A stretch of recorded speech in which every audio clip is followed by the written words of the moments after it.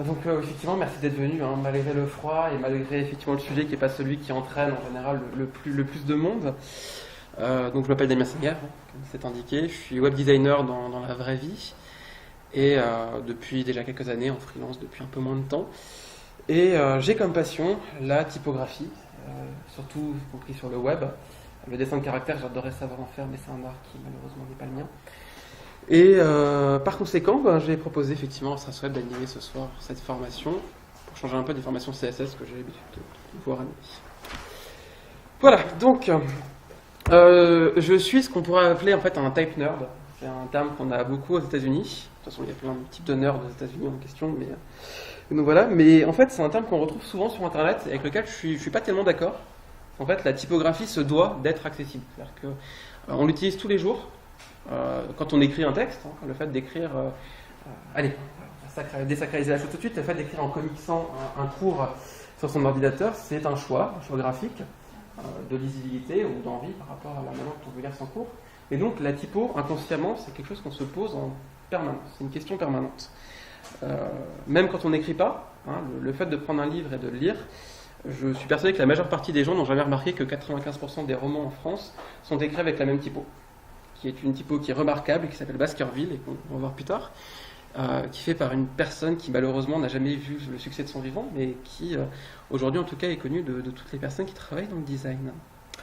Donc voilà, donc la typographie se doit d'être accessible, et c'est pour ça que j'avais proposé à StrassWeb de mener des formations. Donc, il y a celle de ce soir et une bientôt au mois de janvier, si je ne me trompe pas, à la médiathèque Malraux, justement parce que la typographie, en fait, c'est pas si compliqué que ça. Il faut juste être un peu curieux.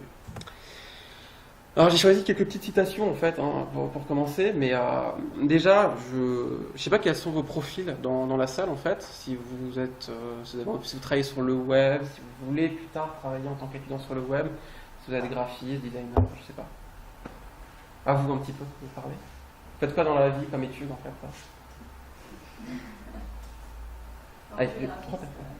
Graphiste. Ok. Cool. Ok. Il y a encore une ou deux personnes. Moi je travaille dans les télécoms, c'est plus par passion en fait. Ok. C'est cool. Moi c'est pour découvrir, j'ai un profil études européennes, sciences politiques. On a amené aussi à travailler sur le... Ok. Ça marche, c'est cool. Donc voilà, donc effectivement, alors la phrase en question, c'était effectivement le fait que tout le monde, enfin, aujourd'hui sur le web, doit en, fait, en général se poser la question à un moment ou un autre. Et que tout le monde en fait est un typographe à un moment ou un autre, dans le sens où quand on va créer un contenu, on va toujours se poser cette question-là de savoir comment on va l'écrire, et que ça rentre en compte dans la question de la typographie. Et donc, pourquoi c'est si important parce que, au final, aujourd'hui, une marque, c'est avant tout une typographie. C'est-à-dire que notre œil est fait, aujourd'hui, dans la lecture, fait pour détecter ça de manière totalement inconsciente.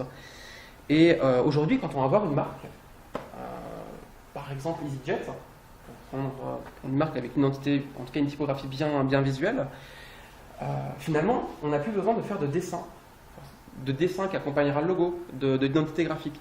La typographie en elle-même, quand elle a un fort caractère, peut suffire à elle-même. Et elle va permettre de donner justement, par le fait qu'elle ait une personnalité, un caractère à la marque, une personnalité, une tonalité justement. Et le cas d'EasyJet par exemple, c'est le côté low cost. C'est-à-dire que, je ne sais pas si vous avez déjà vu, si vous voyez le logo EasyJet dans votre tête là tout de suite, mais c'est une grosse typo, bien ronde, enfin c'est du Cooper Black en l'occurrence. Donc le côté un peu rondelé, un peu épais, mêlé avec une couleur en plus, comme je le mets ici, donc justement sur l'identité, qui est l'orange, qui est une couleur un peu cheap. L'orange, c'est connu pourquoi ? Pour les promotions, pour les soldes. Donc effectivement, aujourd'hui, à partir d'une typo seule, on peut arriver à faire une identité entière. On n'est plus obligé forcément de construire une identité graphique à côté. Ça passe par quoi ? Ça passe par le mélange de typos, par l'utilisation de typos plus qu'une autre, etc. En fait, il y a une très belle image qui circule sur Internet depuis quelques temps, que moi j'adore, en fait, qui explique la typographie avec des chiens. Et je trouve que l'idée est assez bonne en fin de compte, parce que comme chaque race de chien crée un imaginaire auprès des gens, En fin de compte, là, c'est un peu pareil. Et effectivement, quand on voit une typo comme fracture, qui est donc en bas à gauche, bon alors ça fait partie des moments noirs de l'histoire du monde, mais c'est vrai que c'est une typographie qui fait penser aux typographies gothiques allemandes, très rudes, très marquées, qui malheureusement a été surutilisée pendant une période de 39-45, enfin de 33 à 45. Et voilà, c'est vrai que ça va dans l'imaginaire qu'on voit avec. Si on prend Künstler, en l'occurrence au-dessus, je n'utilisais jamais Künstler pour appeler une école en fait. On perd le côté enfantin, on est dans le côté un peu haute société. Autre. Donc voilà. C'est l'histoire d'expliquer que, sans le vouloir, quand on fait un choix de typographie, on accepte une histoire qui va avec cette typographie-là, et on accepte une personnalité. Bodoni, par exemple, pour finir sur cette image-là, c'est en général, ça vous évoque quoi l'écriture avec laquelle est écrit Bodoni? Alors j'essaie de faire dans l'interactivité, parce qu'en fait en général à Strasbourg on nous reproche une chose, c'est que les formations ne sont pas assez interactives. Mais l'interactivité ça marche dans les deux sens en fait, c'est-à-dire que moi je veux bien aller vers vous et vous poser plein de questions, me faire participer, mais en réponse il faut participer. Donc vous n'hésitez vraiment pas, il n'y a pas de... De toute façon la typographie dans beaucoup de situations c'est du ressenti. Donc vous n'aurez pas tort dans un ressenti. Donc allez-y. Ou sur une autre, si vous préférez plutôt Bodoni, dire à quoi ça vous fait penser. Verdana, on dirait un peu l'écriture Game Boy, non? Ouais, il y a le côté pixel, effectivement. Ouais, pixel, ouais. C'est un côté digital, effectivement, c'est vrai qu'on n'utiliserait pas pour parler d'un livre ancien qui date des années... du XIVe siècle ou du XVe siècle, des choses comme ça. Quoi. Effectivement. D'autres remarques? Non? Alors Bodoni, en fait, juste pour répondre à la question que j'ai posée, c'était, en général, c'est les genres de typos qui est utilisé pour les magazines de mode, Vogue, toutes ces choses-là, c'est écrit justement en Bodoni. En fait, c'est le côté avec des déliés très fins et en même temps des décors plus épais. Voilà. Mais j'aime bien moi, Eurostyle juste pour le chien en fait. Je déteste un petit peu Eurostyle, mais j'adore le chien. Et donc la dérive qu'on en a souvent, mais qui est ultra présente sur le web, c'est que de plus en plus, une marque, c'est de plus en plus lié à une typographie, et ça peut être totalement dissocié, comme aujourd'hui on peut dissocier certaines marques de leur nom. McDo par exemple, le simple M du logo, donc la simple image graphique du logo peut suffire. Mais la typographie de plus en plus c'est pareil. C'est pour ça qu'il y a des jeux qui se battent entièrement là-dessus, où à partir d'une typo on vous demande de remettre le nom de la marque.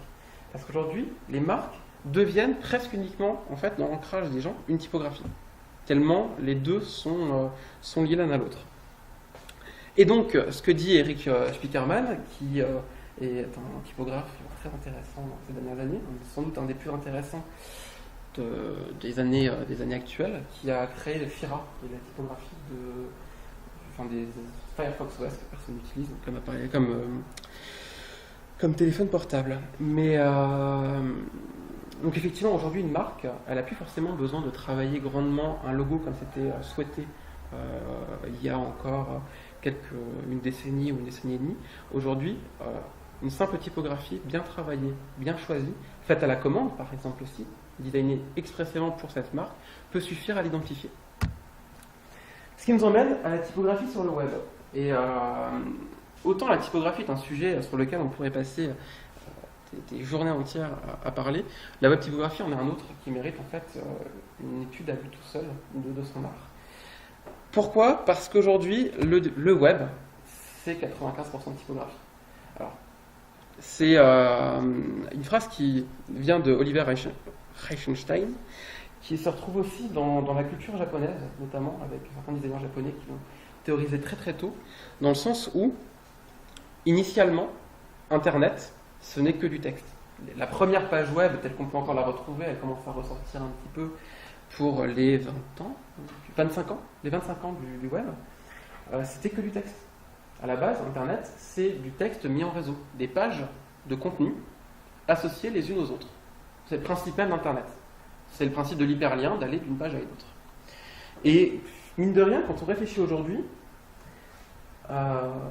même si on a des capacités assez folles en web design, et en tant que web designer, je le vois en permanence, sur le design aujourd'hui, on peut aller très très loin dans ce qu'on est capable de faire. Au final, Internet, c'est le contenu qui nous intéresse. C'est pas forcément le design qui est rattaché. Et c'est là où ce qu'on cherche sur Internet, c'est presque quasi systématiquement de la typographie et donc du texte. Et la question se pose d'autant plus aujourd'hui avec les nouveaux appareils. Quand on va sur son téléphone chercher de l'information, quand on va sur une tablette, quand on va sur un ordinateur, le point commun, c'est qu'en fait, autant le design peut totalement changer, autant le texte, idéalement, reste le même. Adapté à la situation. Quand on est dans un mobile, l'histoire des personnes qui ont peut-être fondé une agence, on s'en fiche un petit peu, ce qu'on veut, c'est peut-être l'adresse et le numéro de téléphone. Mais on cherche toujours de l'information textuelle. Et donc, dans la logique qui émerge de plus en plus de responsive web design, donc il faut adapter les sites web aux appareils les plus petits comme aux appareils les plus grands, effectivement, aujourd'hui, le besoin est principalement de travailler la typographie parce que c'est l'élément le plus petit dénominateur commun, en fait, entre tous les appareils. Et c'est une question qui se pose de plus en plus aussi sur les marchés émergents.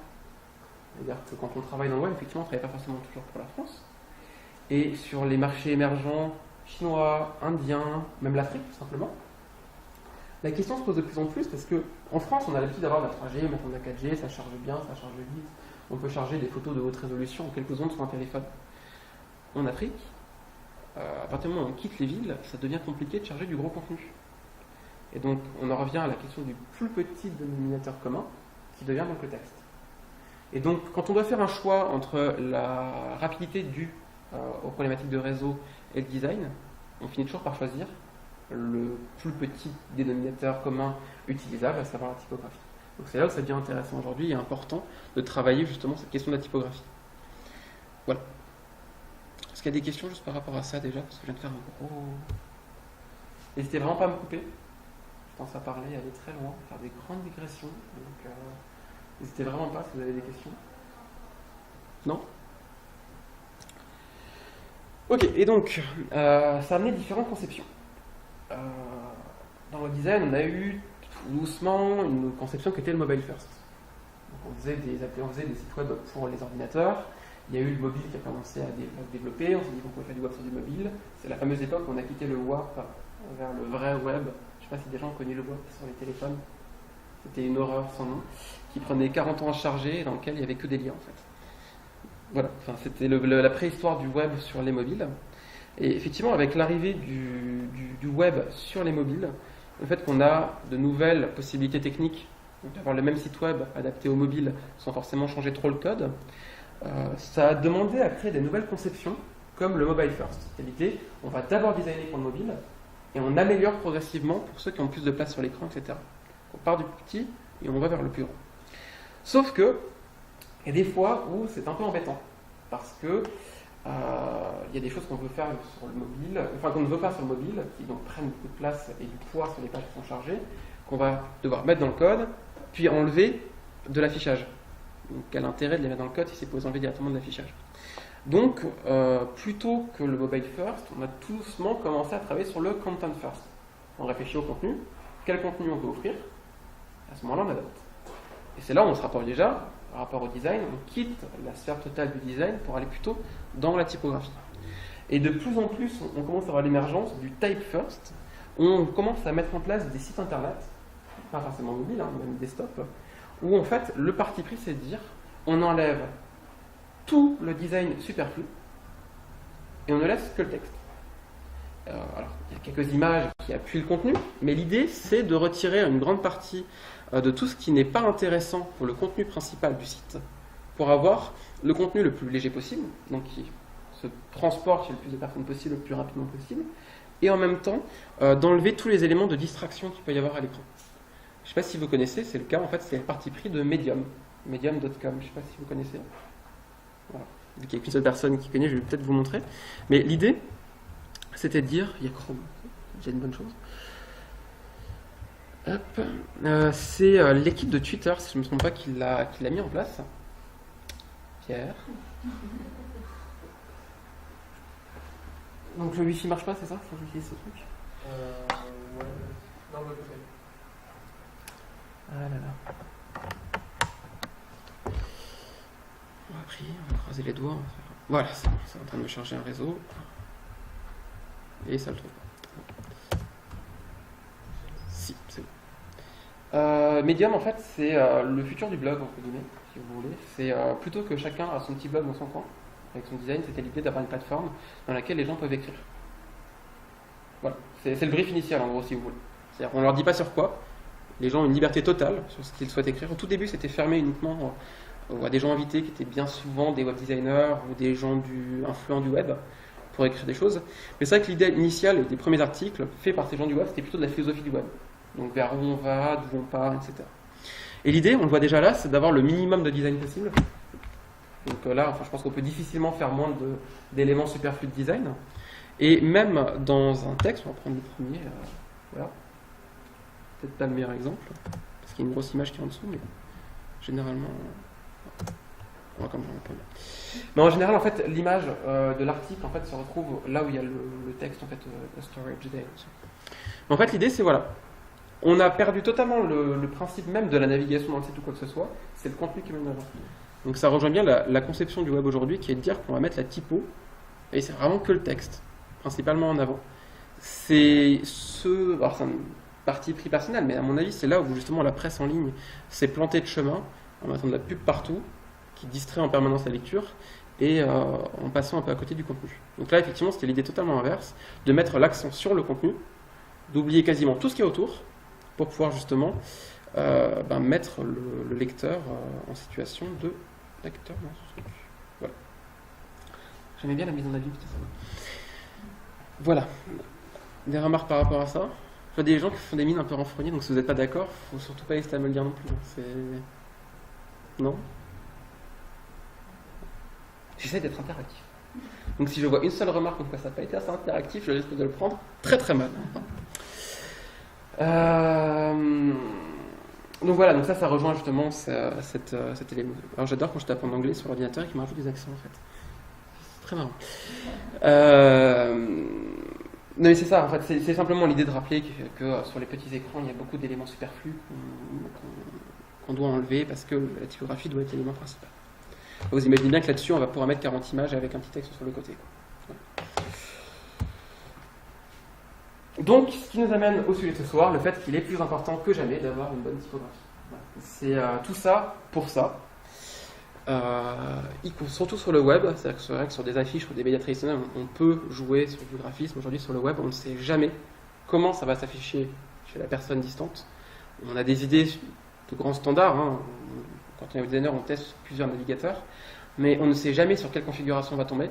On ne sait jamais sur quel réseau d'entreprise ou d'administration publique on va tomber. Donc effectivement, l'élément, le déterminant en commun, ça reste toujours la typographie. D'où l'intérêt d'avoir une bonne typographie. Alors, pour faire un petit rappel d'histoire sur les web fonts, il y a encore pas très longtemps, avant 2010, on ne pouvait pas utiliser ce qu'on voulait. On était obligé d'utiliser ce qu'on appelait des web safe fonts. En gros, c'était les typos. Ah oui, je vais juste faire un rappel global. Fonte, typographie, police de caractère, tout ça, c'est pareil. Dans la typographie imprimée, j'entends qu'on fasse une distinction entre la fonte et la police ou des choses comme ça, parce qu'effectivement, il y a une différence entre les différentes choses, parce que un caractère, un dessin de caractère peut avoir différentes fontes suivant sa taille, suivant son épaisseur. Donc il y a vraiment l'idée du plomb en fait qu'on va imprimer, qu'on va percer qu'on va appuyer dans le papier. Mais alors sur internet, vous m'excuserez, mais le plomb a disparu. Donc quand on parle de web typo, effectivement, je crois qu'on a fait la remarque, mais c'est ça. Fonte, typo, police de caractère, quoi que ce soit, c'est la même chose. Voilà. Sauf que fonte c'est en anglais en fait, c'est que voilà, le franglais est en train de devenir. Donc en 2010, effectivement, on était obligé de se limiter à des typos qu'on savait présentes chez tout le monde. Sauf que des typos qui sont présentes à la fois sur Linux, à la fois sur Mac, à la fois sur PC, on n'a pas 40. Donc on était obligé de se limiter à ça, en gros, pour les polices avec sérification. Et je vois que Palatino Linotype, en fait, c'est pas du Palatino Linotype, en fait, hein. C'est moi qui pue la typo, en fait, visiblement. Et donc, voilà. Donc là, en l'occurrence, je vous montre les polices avec sérification. Donc, est-ce que vous savez ce que c'est la sérification?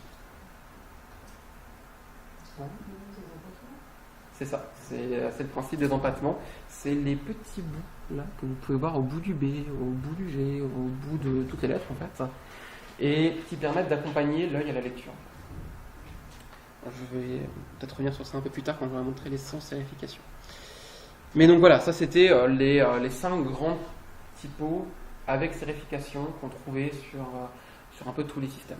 Donc Palatino, en fait, là vous voyez une sans sérification qui est sans doute d'ailleurs du Gotham, donc c'est pas ce typo-là. Mais bref. La plus répandue était Times New Roman parce que forcément c'était la typo pendant très longtemps, je ne me trompe pas, de base en plus de Microsoft Word, donc les gens avaient l'habitude de celle-ci.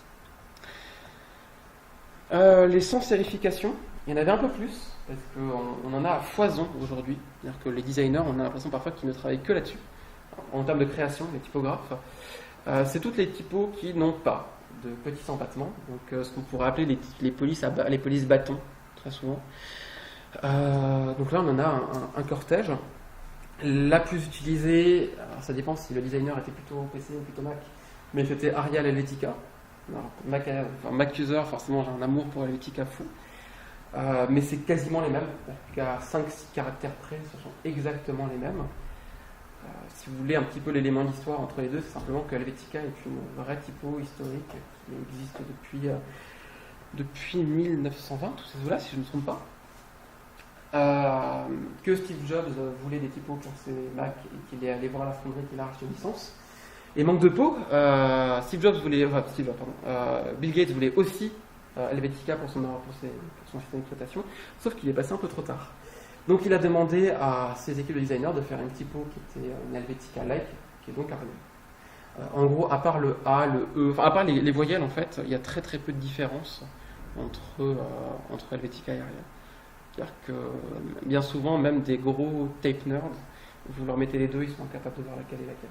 Parce que c'est imperceptible, tant qu'on ne les ouvre pas en gros et qu'on regarde, c'est vraiment quelque chose d'assez imperceptible. Trébucher est une horreur. Je vous déconseille fortement d'utiliser, c'est fait par le même type qui a créé Comic Sans. Donc voilà, il y a des gens, ça leur réussit pas. Ouais, moi c'est un problème d'ouverture de l'œil en fait. Donc, ce qu'on appelle l'ouverture de l'œil, c'est le E par exemple ici. Le fait qu'il est très vers le haut, et le fait que la barre pour moi est totalement décalée par rapport à une ligne de base en fait. Et voilà, moi je la trouve totalement inesthétique en fait. Mais elle avait un sens à l'époque. C'est-à-dire qu'à l'époque les écrans étaient de très mauvaise qualité. Donc il faut quand même remettre dans le contexte et pourquoi ils ont créé de cette manière-là. C'est que, je ne sais pas si vous vous souvenez, mais il y a encore 6-7 ans, on utilisait des... Enfin, non, peut-être pas 6-7 ans. C'est vrai que c'est longtemps que je fais de l'informatique, mais il y a 10 ans, on utilisait des écrans qui étaient pourris, dans lesquels la résolution était vraiment mauvaise. Et donc on avait ce besoin d'avoir des polices d'écriture avec des très grands œils pour justement pouvoir bien lire les caractères malgré le peu de résolution en fait. C'est quelque chose qu'on retrouve aussi en fait dans Verdana, par exemple, que je trouve pas particulièrement esthétique aujourd'hui. Avec nos écrans, aujourd'hui, on est capable d'avoir une finesse d'affichage qui fait que forcément, quand elles ont des trop gros yeux, c'est pas agréable forcément à la lecture. Après, quand on écrit en très petit, c'est là où ça devient agréable, parce qu'effectivement, on permet d'avoir une lisibilité un peu plus accrue. Voilà.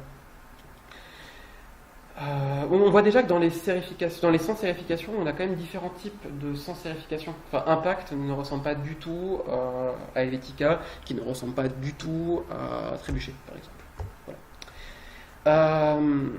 Juste pour expliquer rapidement, en fait, il y a une grosse bataille qui existe sur le web entre les sans sérification et les avec sérification. Qui avait un sens il y a 10 ans, justement, avec ces écrans de basse qualité, c'est que la sérification, on ne la voyait pas sur les écrans de basse qualité. Ça faisait du pâté, en fait. Et c'est pour ça qu'on a pris l'habitude dans l'informatique d'utiliser principalement des polices bâtons, des sans sérification. Sauf que c'est pas pour rien que tous vos livres sont écrits avec de la sérification.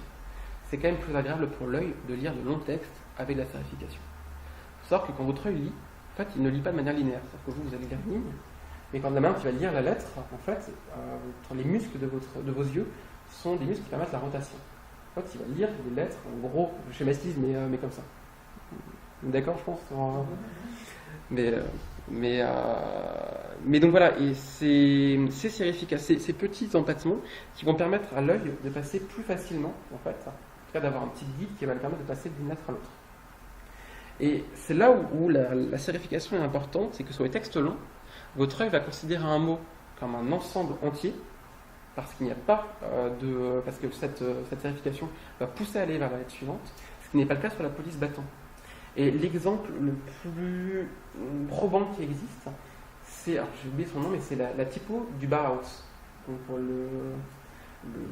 l'institut de graphisme, enfin d'artistes et de graphistes allemands, où la volonté du typographe du Bauhaus, quand il a créé cette typo, était justement de faire une police battant pour forcer les gens à prendre leur temps en lisant justement ces mots. Parce que le fait de faire une police bâton, ça fait que chaque lettre va être d'abord analysée indépendamment l'une de l'autre, avant d'être analysée sous la forme d'un mot. Et donc on prend plus de temps à lire. Donc c'est là aussi où, quand on va devoir faire un choix typographique, il faudra se poser la question. Aujourd'hui, on a tous les écrans ont des résolutions suffisantes pour bien afficher la sérification. Quand vous allez écrire un article de blog, par exemple, qui va faire 5000 caractères, posez-vous la question, parce que là, le temps de lecture ne doit pas être le même avec une police bâton, donc sans sérification, qu'avec une police avec sérification. Donc voilà. Déjà, un premier élément, effectivement, 2 questions à se poser quand on fait un choix typographique. Comme gros groupe de WebSafe, il y a les monospaces. Donc c'est les empattements,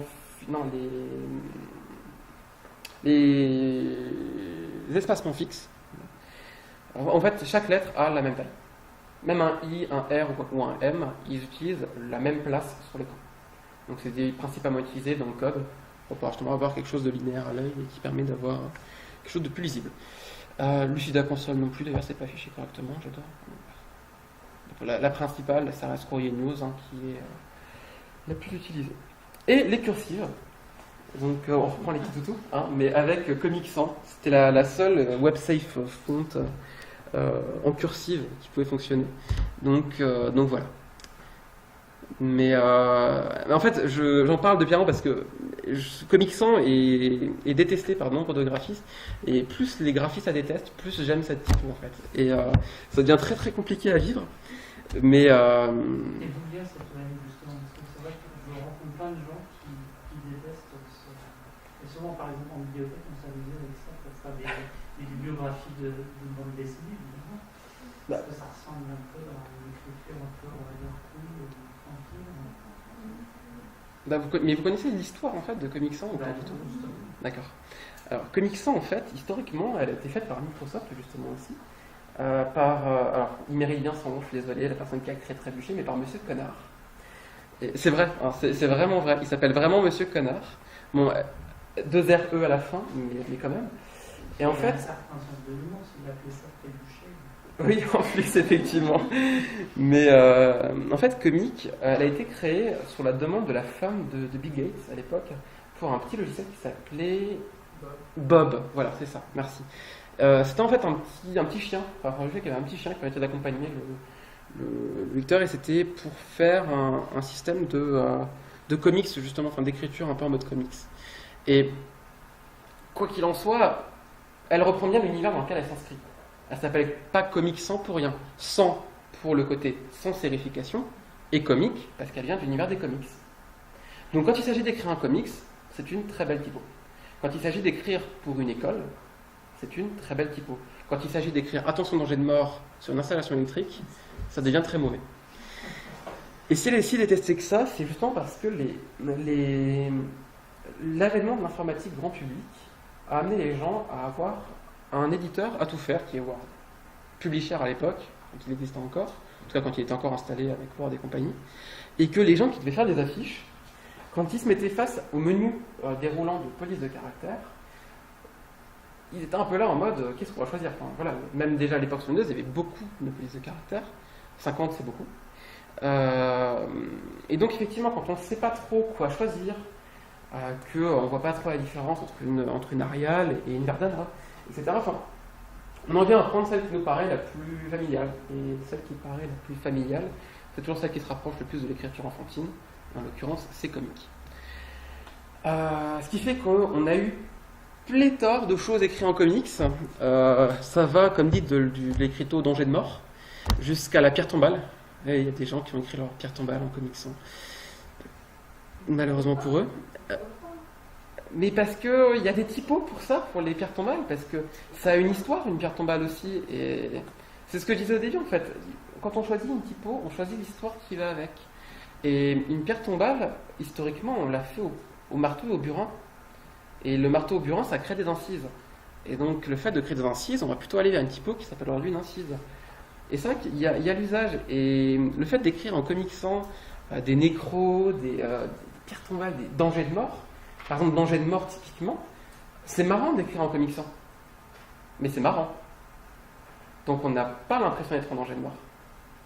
Et c'est là où je disais que chaque typographie a son caractère.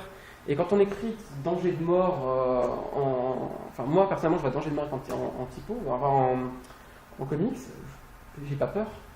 Je sais pas vous, mais moi, ça me fait pas peur, ça me fait rire.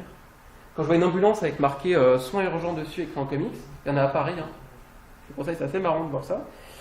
Ben, pareil, ça me fait pas peur, en fait. Enfin, j'ai pas envie de m'enlever, je vois pas le côté urgent, enfin, c'est enfantin. Et chaque typo a son univers. Et c'est là où moi je dis, enfin, plus les personnes la détestent, plus je l'aime. Mais pour écrire le nom d'une école primaire, c'est fantastique. Comics, elle a quand même un intérêt, c'est que c'est la typographie, enfin, la police d'écriture aujourd'hui, la plus lisible pour les dyslexiques. Voilà, donc elle a quand même des qualités au final. Mais c'est juste qu'il y a un usage. Alors, il y a eu je vois que les gens sont. Non, mais en fait, il y a eu des recherches sur la question. Les polices cursives sont les plus lisibles pour les dyslexiques parce que c'est celles qui permettent le plus de distinction justement entre les différents caractères. Et celle-là, en l'occurrence, est extraordinaire sur la question. Et n'hésitez pas, hein, parce que vous n'êtes pas d'accord. Non, mais j'ai une formation d'orthophonisme, donc en fait c'est surtout l'espace même. Là, elle en est plein justement. Mais en plus, il y a une assez grosse différence de lettrage justement entre on a un M et un N par exemple. Il y a très peu de lettres qui sont identiques et c'est ce qui permet aussi de travailler sur la question. C'était les Canadiens, si je ne me trompe pas, qui ont fait une grosse étude sur la question. Mais je peux l'envoyer s'il n'y a pas de souci. Il n'y a pas de problème. Donc, des questions sur comics ? Non ? On peut passer à la suite ? Donc aujourd'hui en fait on n'est plus limité à ce grand nombre, à ce faible nombre plutôt de typos. On a la chance de pouvoir les installer de force chez les gens et avec ce qu'on appelle les web fonts. En fait sur chaque site sur lequel on va aller, on peut dire, le créateur du site peut dire qu'il utilise cette typographie-là. Et donc la personne, l'explorateur, le navigateur va automatiquement la télécharger pour pouvoir l'afficher chez la personne. Ce qu'on appelle les web fonts. Il y a différents services sur lesquels vous pouvez trouver des web fonts. Là, j'en ai listé quelques-uns. On va en voir deux plus particulièrement, qui est le premier et l'avant-dernier. Les plus intéressants étant le premier, Typekit, et les deux derniers, Google Web Font et FontSquirrel, parce que FontSquirrel, c'est gratuit. C'est prévu pour être un usage commercial ouvert. Donc, vous pouvez utiliser même commercialement pour des clients, si jamais vous travaillez dans le design. Et elles sont gratuites, ce qui est quand même très bien. Google Web Font, il y a différentes licences dessus, mais en général, elles sont aussi utilisables pour l'usage commercial. Typekit, en fait, plus tard, j'explique, mais c'est en gros le Spotify de la typographie. Vous payez une licence annuelle tous les mois et vous pouvez utiliser toutes les typographies qui sont sur le service. FontDeck, MyFont et FontShop, ça va être plutôt de l'usage payant. Les Web Fonts, elles sont payantes. C'est des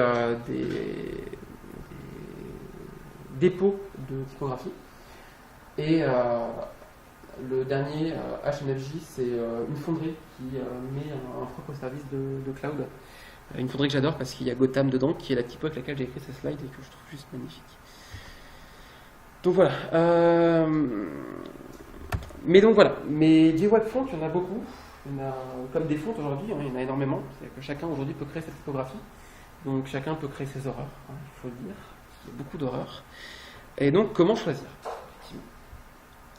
Alors, moi, ce que je vous ai proposé, c'est déjà, c'est un sentiment personnel, typographie. C'est-à-dire qu'il y a une volonté de mettre en place une personnalité propre, une personnalité forte, mais il n'y a pas de règle. C'est-à-dire qu'on ne va pas vous dire que cette typo est une très mauvaise typo, cette typo est une bonne typo, à part sur comics où là, les gens font se déchaîner. Mais c'est vrai qu'à part moi qui pète un plomb quand je vois trébucher, parce qu'aujourd'hui, ça n'a plus de sens de l'utiliser, parce que les raisons pour lesquelles on l'a utilisé à l'époque n'existent plus. Au final, si l'usage d'une typographie est réfléchi, il n'y a pas de mauvaise raison. Il faut juste que l'usage soit réfléchi, que ce ne soit pas un choix au hasard. Et donc ça demande de créer une palette en fait. Et souvent les web designers, les artistes, etc. Utilisent toujours les mêmes. C'est-à-dire que les personnes ont ce qu'on appelle une palette typographique, où les gens auront une quinzaine, une vingtaine de fontes, et n'en utiliseront pas d'autres. En général, une bonne typo est une typo qui s'utilise dans plusieurs contextes. En fait. Donc c'est ce qui permet de pouvoir justement, suivant les projets, travailler sur le retour des mêmes typos. Une typo a une greffe. C'est vrai que j'ai pas fait de, contrairement à il y a 2 ans quand je l'avais fait, j'ai pas fait je vous ai pas fait d'anatomie entre guillemets de la lettre. Mais une lettre a une greffe, elle peut être plus ou moins épaisse. Elle a plusieurs styles possibles, italique, en roman ou autre. Toutes ces choses-là, quand on travaille dessus, qu'on les mixe, ça permet de faire des identités qui sont propres. Donc ce qui va créer l'identité d'un site ou d'une marque, ça peut être une typo seule, mais ça va être le mix en fin de compte des typos et des styles qu'on va mettre en place.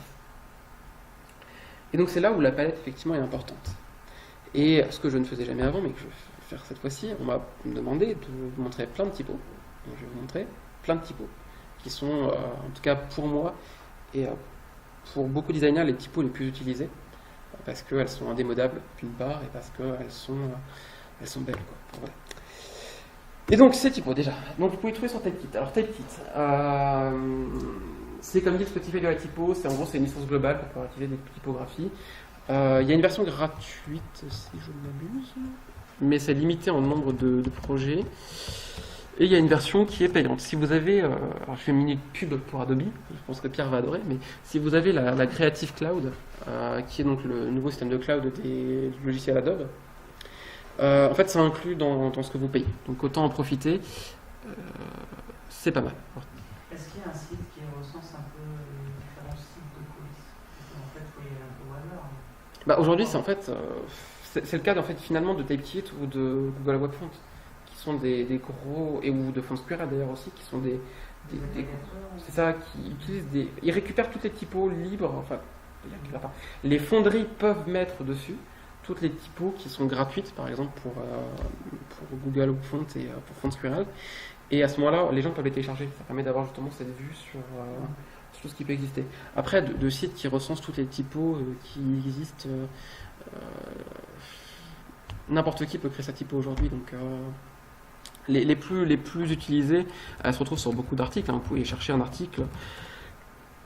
Enfin, vous cherchez les 15 typos les plus utilisés par les designers ou les 15 plus belles typos, vous tapez ça en anglais et vous avez plein d'articles qui vont vous dire lesquels sont-elles en version payante et en version gratuite. Donc il y a des très belles typos gratuites aujourd'hui sur internet. Il faut que je me souvienne de mon mot de passe par contre et que je le tape en plus en version Windows. Et je voulais pas rester connecté, c'est pas grave. Mais voilà, par exemple là, c'est le principe en fait, avec toutes les typos qui s'affichent et voilà. Et je vais, hop, j'ai mis pour ce site, google.com font, et FontSquare. Mais voilà, quand je parlais de FontSquare, c'est principalement le but où en fait elles sont classées sur le côté, ici, donc avec différents types. Justement, une classification. Alors, c'est pas une classification standard, malheureusement. Il y a une classification qui existe des typographies, qui s'appelle Vox Atypi. Vox du nom du mec qui a fait la classification, et Atypi du nom de l'Association internationale des typographistes.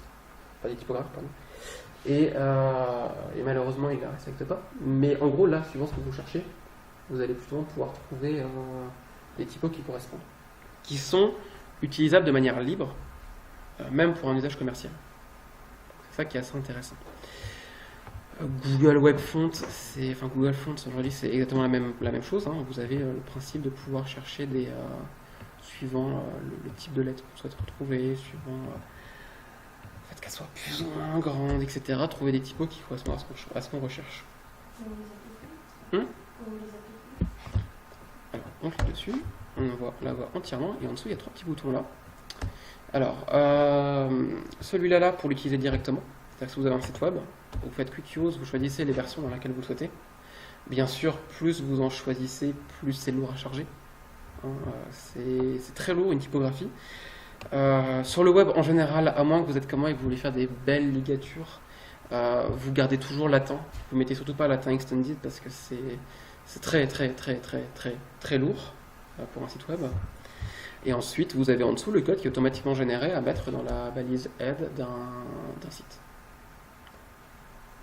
Alors, c'était pas le but d'aujourd'hui de vous montrer comment on fait pour le mettre dans la balise head. C'est vrai que vous voyez plutôt ça à la médiathèque, vu que chacun a un ordinateur pour pouvoir le présenter. Mais en gros, vous prenez ce truc-là et vous le mettez sur votre WordPress, sur votre Spip, ou dans l'éditeur de code. Mais c'est aussi applicable pour le print. Alors, pour le print, il suffit de les télécharger. Effectivement. En fait, avec une démarche un peu différente, je crois que c'est le bouton juste à côté, qui est juste là, donc qui est Add to Collection, et quand elles sont dans la collection, en bas vous avez Collection avec Zero Font Families, et dedans vous allez avoir toutes les typographies, vous faites télécharger, ça vous met un zip sur votre ordinateur, vous l'ouvrez, et après si vous êtes sur PC, je ne sais pas comment ça se passe, et sur Mac, vous double-cliquez dessus, vous faites ajouter au livre de police. Voilà. Oui, j'ai un dédain vers PC, je suis désolé, mais je m'énerve trop sur les typographies sur PC. Encore les nouvelles versions, ça va, mais les vieilles versions, le lissage était catastrophique. Bref. N'hésitez vraiment pas à fouiller. C'est-à-dire qu'il y a... Alors, sur FontSQL, sur Google Fonts particulièrement, il y a de tout. Hein. Du très très bien, de la très très connue, de très très bonne facture et de très très bonne qualité, comme de l'horrible, catastrophique et monstrueuse typographie. Quand je parle de typographie horrible, par rapport à ce que je disais avant, il n'y a pas de mauvais choix. Pour moi, une typographie horrible, en fait, c'est un sens. C'est-à-dire qu'une typographie dans laquelle il manque des caractères. Dans le sens où vous allez mettre un et le système ne va pas pouvoir le trouver, c'est des typographies horribles, parce que c'est pas un travail professionnel, elles n'ont pas été finies. On est dans une langue en France où malheureusement on a beaucoup de caractères spécifiques, la cédille, le et avec accent, enfin, les différents accents, etc. Donc faites toujours attention. Sur Google Fonts, vous l'aurez moins, mais sur FontSQL, ça peut être le cas. Faites toujours attention à prendre une typographie qui est complète. Ou alors, prenez le parti de faire un site en anglais. Là, vous n'aurez pas trop de problème. Mais pareil, si vous devez écrire pour l'allemand, le S7, c'est vraiment pas dans toutes les typographies. Donc faites très attention à ça. Souvent, quand le glyphe n'existera pas, le système va essayer de chercher dans l'arborescence de typographie que vous allez mettre en place. Donc, en général, dans le CSS, vous mettez une typographie, une autre s'il n'y a pas, puis etc.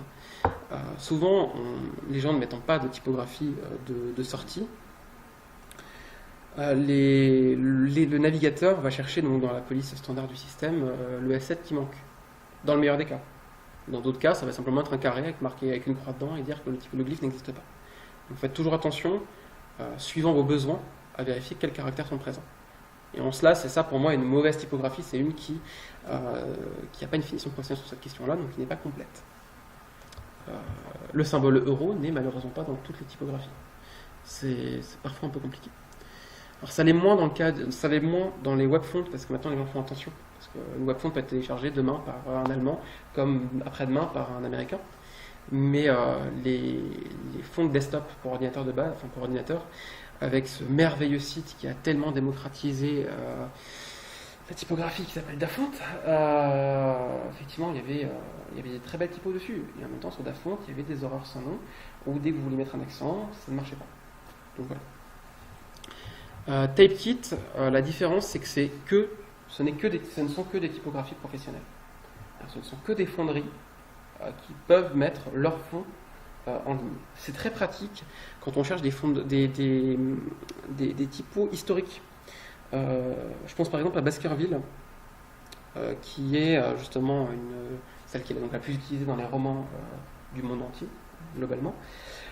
Enfin, en tout cas du monde occidental. Et effectivement, ce genre de typographie-là, autant le caractère en plomb est dans le domaine public, Baskerville maintenant est mort depuis très très longtemps, mais forcément le passage du plomb au digital a dû être fait.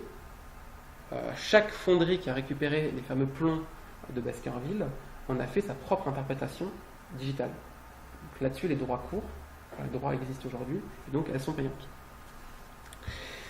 Donc voilà, mais enfin là, vous voyez, il y en a vraiment beaucoup. Là, pareil, l'usage est assez simple, on les ajoute à un kit, et après on rajoute, le kit en fait est un bout de code JavaScript qu'on rajoute sur son site internet.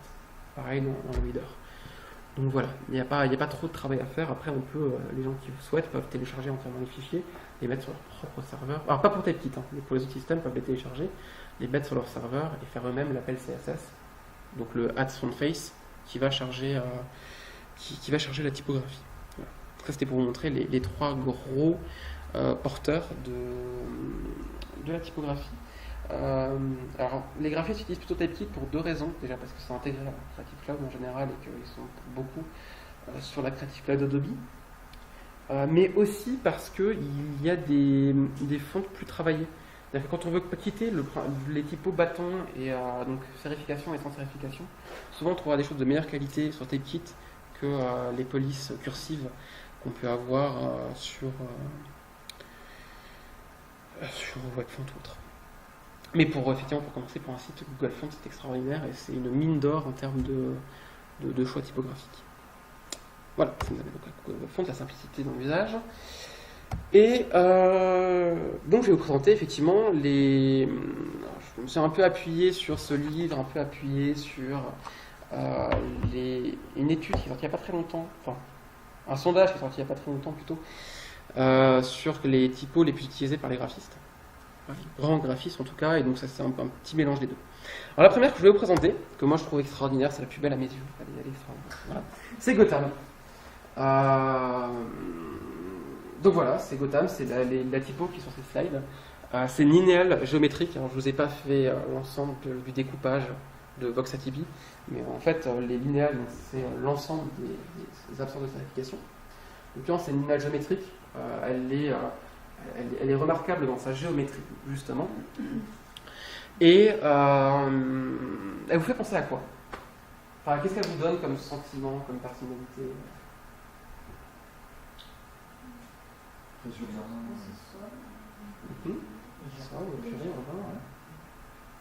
Bah, c'est un peu ce qu'elle essaye de porter en fait, donc c'est parfait. Enfin, le nom de Gotham n'est pas là pour rien non plus en fait, hein. C'est vraiment d'appuyer le côté urbain justement. Donc le côté très effectivement connecté, new-yorkais, voilà. Donc voilà, donc c'est une typo très récente, en 2001 pour une typo assez récente. Et elle est faite par cette fameuse fonderie dont je vous parlais qui fait son propre cloud typographique. Gros défaut, elle coûte très très cher. C'est un très gros défaut, mais quand vous êtes graphiste, vous avez des gentils clients à qui faire payer les typographies et après vous pouvez utiliser, c'est merveilleux.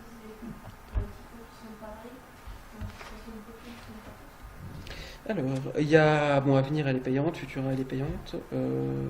Ouais, Proxima Nova, elle peut être trouvée sur des ordinateurs. Mais oui, c'est ça, c'est le côté. Bon, alors c'est ça, c'est le côté new-yorkais, le côté très masculin, très.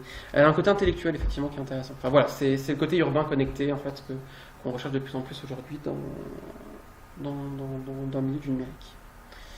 Et elle est très bien réalisée. Une des plus connues, une des sans doute plus utilisées dans le milieu du design, c'est Helvetica. C'est la base absolue de la typographie. C'est la typographie, s'il ne devait en rester qu'une seule, qui date, en fait je me suis monté de 1957, autant pour moi, ça doit être Futura qui date de 1920, je vérifie. Mais donc Helvetica qui est juste magnifique, qui vous exprime quoi? Enfin, elle vous fait sentir quoi, Helvetica?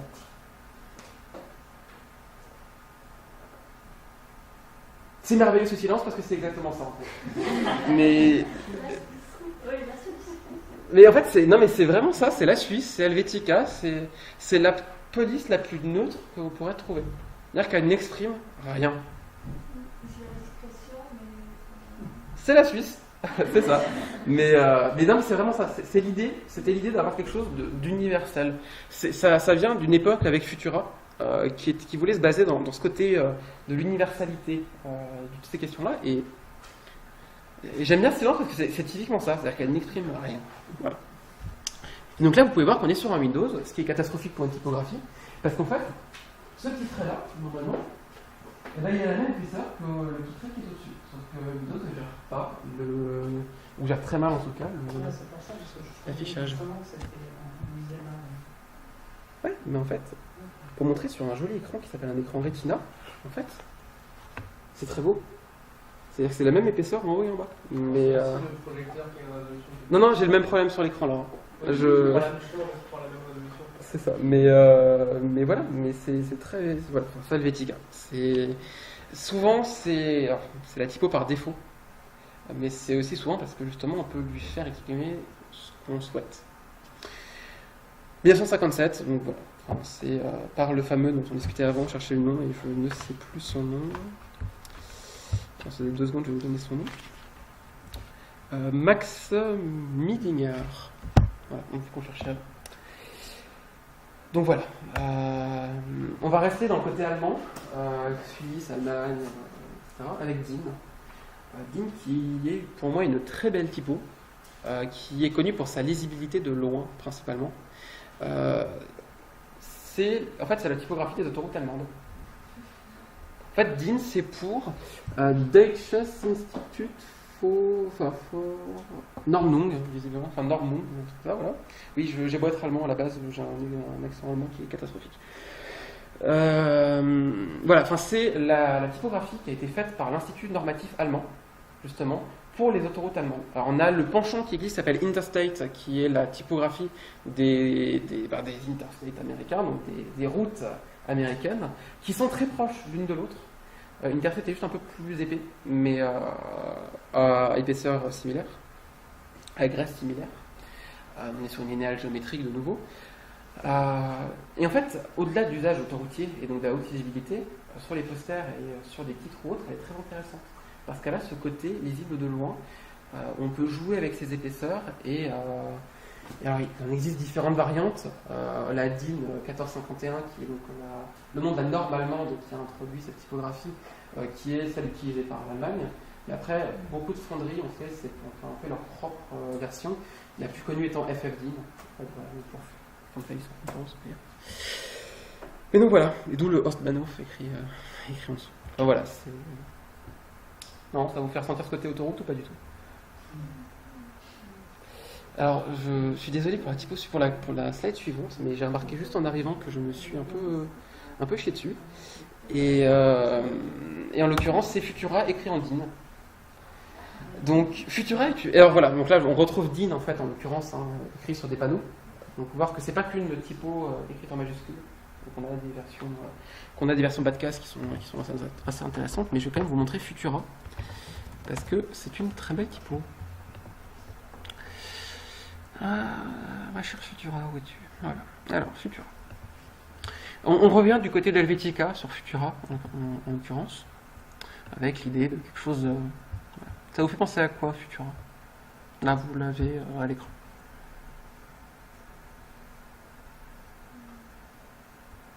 Vous voyez une différence déjà avec Helvetica ou pas?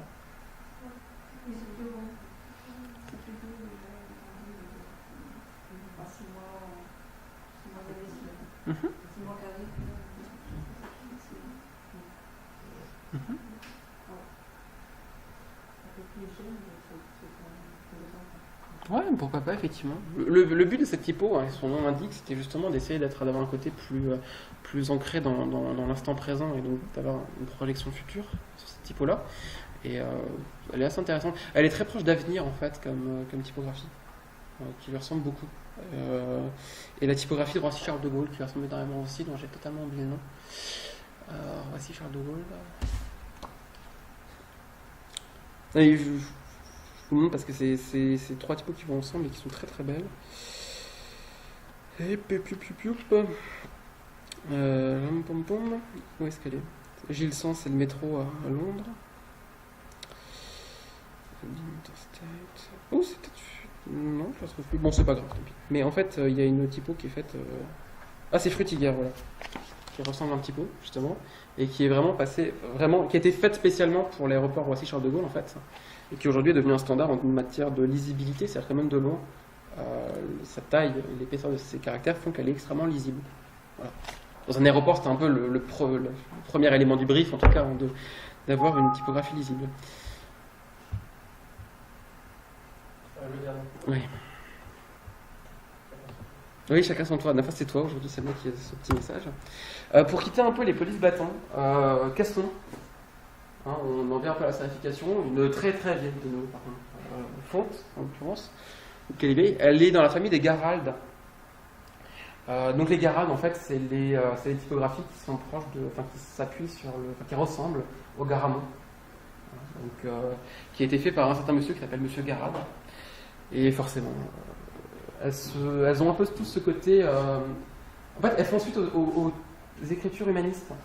C'est-à-dire qu'elles essayent de s'appuyer sur le côté humain, donc d'avoir une fonte écrite à la main, en quelque sorte, mais avec un côté un peu plus... Un peu l'Académie française. Pardon ? Un peu l'Académie française. Ouais, c'est ça. C'est un peu ça l'idée, effectivement. C'est d'avoir un côté un peu plus... Industriel est un très mauvais mot vu l'époque, mais d'avoir un côté un peu plus normé que les humanistes, que les typos humanistes qui étaient vraiment des fontes tracées à la base sur l'idée de ce qui était l'écriture des mots. Voilà, Caslan qui est assez utilisé, qui est plutôt utilisé du côté anglo-saxon, en l'occurrence, mais qui a l'intérêt d'être assez lisible en fait dans l'environnement autre. Pardon ? Ouais, Caslan, je crois qu'elle est de... Non, Caslan n'est pas de base sur les ordi par contre. Mais elle est payante. Mais en fait, Caslan, et comme toutes ces typos-là, on peut commencer à en trouver des livres, parce que des tarés ont commencé, enfin des tarés de typographie, des type nerds, pas des tarés, bref. Des type nerds ont commencé à retracer à partir des fontes originaux, des versions libres. Donc, c'est vrai qu'on peut commencer à en trouver. Mais la majeure partie des typographies, aujourd'hui, des typos totalement libres, ça commence à venir. Ubuntu et Fira en sont deux versions qui sont de base totalement libres, mais des typographies faites par des vrais typographes, donc des fonderies totalement libres, c'est pas dans les mœurs en fait de la typographie initiale. C'est bien un des problèmes. Mais on va venir sur la suivante, on va peut-être plus en parler sur la suivante, mais Baskerville en l'occurrence. Monsieur Baskerville, en l'occurrence, a passé toute sa vie à faire sa typographie. Il est mort dans la pauvreté la plus absolue à cause de ça. Mais, il y a ce problème-là en fait de la typographie. Je veux dire, c'est pas une création, c'est pas une affiche qui est fait sur un mois de travail, enfin sur une mission en fait.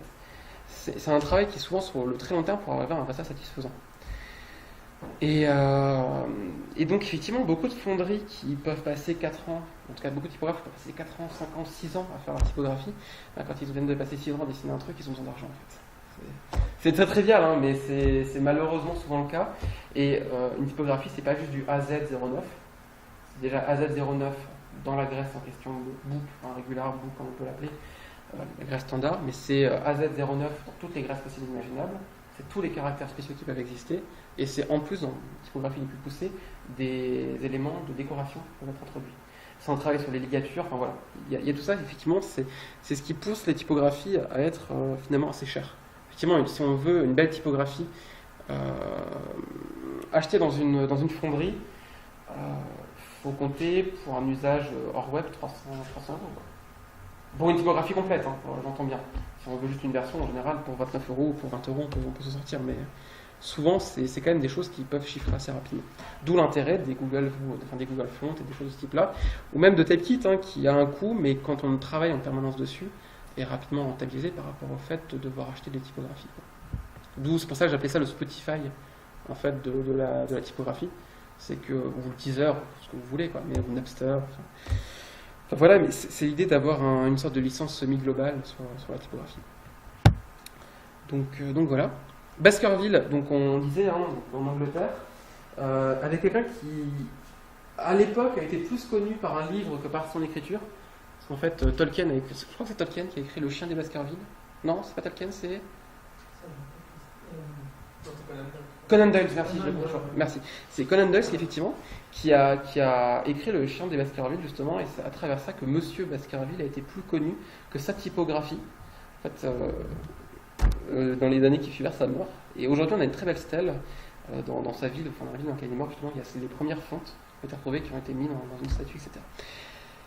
Et donc Baskerville, qui est donc une des typos les plus utilisées dans les romans, qui est sans doute une des typos les plus lisibles en sans sérification et celle à laquelle l'œil est le plus habitué aujourd'hui du fait de la lire partout. Et donc si vous avez des textes longs, en fait elle a l'avantage, si vous voulez, elle a le côté encore de la sérification que peuvent avoir les garades et les humaines, mais avec un côté beaucoup plus géométrique qui sont propres au réal en fait. Donc les réals, si je ne me trompe pas, Les premières réals, c'était la volonté de Louis XIV, si je ne me trompe pas, de vouloir introduire une logique géométrique dans l'art, et qui a justement lancé le principe des réals. Et donc justement, Baskerville en l'occurrence, on peut le voir notamment sur le E, et alors il n'y a pas de O qu'on peut voir pour comparer, mais les différents caractères s'appuient sur la même grille en fait. Et c'est à partir de ces typographies-là qu'on a vraiment eu le concept de la grille typographique, sur lesquelles les différentes lettres utilisent des modules communs, justement pour se construire. Et donc c'est ce qui fait qu'elle a un côté réutilisable assez facilement pour des fonderies justement, parce qu'elle avait ce côté gris qui permettait de pouvoir travailler là-dessus. Et en même temps, elle garde un côté un peu humain. C'est-à-dire qu'on n'est pas sur les mécanes qui donc datent en l'occurrence de la révolution industrielle, où là on est vraiment sur du côté mécanique, industriel, etc. Elle garde un côté humain. Et en même temps, elle a déjà des notions de géographie, j'allais dire. Oula. De géométrie. Des questions, des remarques? Elle est jolie, elle est pas jolie? Même ça, vous répondez pas si elle est jolie ou pas jolie en fait? C'est pas compliqué comme question. Hein. Voilà. Mais donc, en parlant juste de côté humain, c'est par exemple ce type de queue là sur une majuscule, c'est vrai que c'est un côté beaucoup plus humain que peut l'avoir une mécane. D'ailleurs, j'ai pas de mécane dans mon exemple, effectivement. Cocon, alors Wikipédia n'a pas d'article, c'est une catastrophe. Mais Cocon, c'est une très belle typographie. Donc j'ai pas pu récupérer les petits trucs à côté en fait là. Enfin, parce que les petits trucs à côté, c'est tiré de Wikipédia si jamais vous voulez. Pour voir comment rendre une typographie, vous tapez son nom dans Wikipédia, sur les plus connus, Wikipédia anglais, sur les plus connus, vous avez des tas de typographies avec leur exemple à côté. Cocon, qui... Moi j'adore particulièrement. Enfin, elle va très bien avec les colorés et elle a un côté. Enfin, je sais pas, qu'est-ce que vous en pensez vous en fait? C'est ça, elle a un côté très chaleureux, très sympathique. Je suis en train de chercher justement la page d'exemple, mais effectivement, enfin, là c'est une des pages les plus colorées du bouquin, mais je trouve qu'elle va bien avec l'idée de la couleur très chaude, des joyeux. Voilà. Non? Ouais, la fin des M, elle se termine, c'est bon. Ouais, Après, on va pas écrire du petit texte avec. C'est pas fait pour du corps de labeur. C'est vraiment pas fait. C'est vraiment pas conçu pour du corps de labeur. C'est pour du litrage, mais c'est vrai qu'elle a un côté très sympathique. Vous avez compris le principe du corps de labeur? Pas du tout. Non. C'est le texte en fait. C'est le bas de caisse en quelque sorte. Enfin, c'est l'écriture. En fait, c'est le paragraphe. En fait, c'est l'écriture du paragraphe. C'est l'écriture de base en fait, hors titrage. Ce qu'on appelle un corps de labeur. Donc pour le labeur, c'est pas du tout pratique. Mais c'est vrai que pour du titrage et pour de l'accompagnement, elle a un côté très chaleureux, très sympathique. Elle est aussi récente, 98, les Pays-Bas. Elle coûte très cher, mais vous pouvez la trouver en TTF sur Google par des recherches bien faites gratuitement. Et non, en fait, pour vous expliquer pourquoi, en deux mots, Typekit existe avec ce principe de licence globale. C'est que, contrairement à Google Web Font, vous allez faire en CSS, et donc quand l'utilisateur va l'utiliser, va se connecter à votre site, il va automatiquement finalement télécharger la typographie sur son ordinateur. Donc c'est-à-dire qu'elle est mise en open access ou en serveur, tout le monde peut la récupérer. C'est ça qui ne plaît pas forcément aux fonderies. C'est-à-dire que même si une typographie est payante, si elle est en web font, c'est un accès chez les serveurs, donc simplement le fait de l'appeler sur son ordinateur, c'est-à-dire qu'elle est accessible, et donc on peut récupérer le fichier mère entre guillemets de la typographie et l'installer sur son ordinateur. C'est ce que ne fait pas Typekit, c'est justement un appel à JavaScript, donc en l'occurrence, c'est moins facile, c'est quand même récupérable, mais c'est moins facile de récupérer, donc il ne nous a pas acheté la typographie. Cocon est une typographie payante, heureusement certains sites l'utilisent, et donc en utilisant des requêtes file type par exemple sur Google, on peut tomber directement sur les fichiers. Voilà, mais je n'ai rien dit. Pour quitter un peu, depuis avant on était dans des typos un peu, à part Cocon qui était plus du labeur que du titrage, il y a plein de types de linéales qui existent. On a vu les linéales géométriques, on va parler des linéales humanistes en quelque sorte après. Là en fait il y a Fonclal Gothique qui est une grotesque. Elle a un côté très épais, très gras, et même si c'est une linéale, pour moi elle tend un peu vers le côté un peu plus industriel. Et c'est ce qui peut la rendre intéressante. elle a une très grosse visibilité de loin. Et c'est ça qui est là, très très intéressante. Donc pour du titrage, ça peut être quelque chose qui peut vous être utile. Et vous voyez, en 1902, je veux dire, elle est typiquement dans cette logique-là des mécanes. Enfin, dans cette période, qui est la période des mécanes, vous avez des très grosses polices de caractère, très épaisses, pour ce côté très industriel, très révolution industrielle. Voilà. Très sale, mais dans le bon sens du terme, en fait. Donc le côté un peu charbon industriel, suivre, voilà, etc.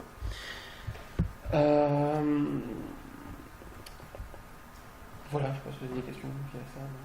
N'hésitez vraiment pas à participer en fait quand on présente des typos, si vous avez quelque chose qui vous fait penser à cette typo-là. Si vous avez des marques qui l'utilisent, peut-être que vous connaissez. J'ai une question. À chaque fois, vous mettez linéal de quelque chose, mais linéal en soi, qu'est-ce que ça signifie? C'est les polices bâtons en fait. En fait, c'est la fameuse classification dont je parlais avant de Vox-atypie, où en fait c'est une classification qui est une classification de base historique. C'est-à-dire qu'on a d'abord les manuaires, qui étaient les typos, enfin qui étaient l'écriture en main en fait, avant qu'on fasse de la fonte, qu'on fasse de l'imprimerie, enfin, qu'on mette en place les procédés de l'imprimerie. Alors je les connais plus par cœur toutes, mais après en gros il y a les manuaires, il y a les scripts. Ensuite on doit être sur les humanes qui sont celles issues, enfin les garades, les humanes qui sont celles issues des moines copistes en fait, qui sont à la base des plombs basés sur les moines copistes. Après on a les réals qui est, comme je disais, le fait d'introduire une logique géométrique dans les typos humanes d'avant. Et là on est toujours que sur de la sérification. Donc de human garad jusqu'à réal, on est sur de la sérification, c'est le principe même de la sérification. Parce que c'est ce principe de la plume qui écrit, et la plume quand elle écrit, elle laisse toujours un petit trait à la fin. Ensuite il y a les incises, si je ne me trompe pas, qui est Optima, la plus connue, qui donc ont ce principe d'avoir une incise justement plus épaisse, et après de se rapetissir, d'avoir un corps plus fin, qui prend le principe du tailleur de pierre en fait. De pierre, donc de taper la pierre une première fois, qui faisait une grosse incise pour pouvoir écrire dedans, avant d'avoir quelque chose de plus fin quand il est dedans. Les incises. Après, on a si je ne me trompe pas, les mécanes. C'est là où la linéale grotesque, en l'occurrence, plus proche d'une linéale parce qu'elle est vraiment, elle a ce côté en police bâton qui est très fort, mais elle a le côté grotesque, très gros, qui la rapproche des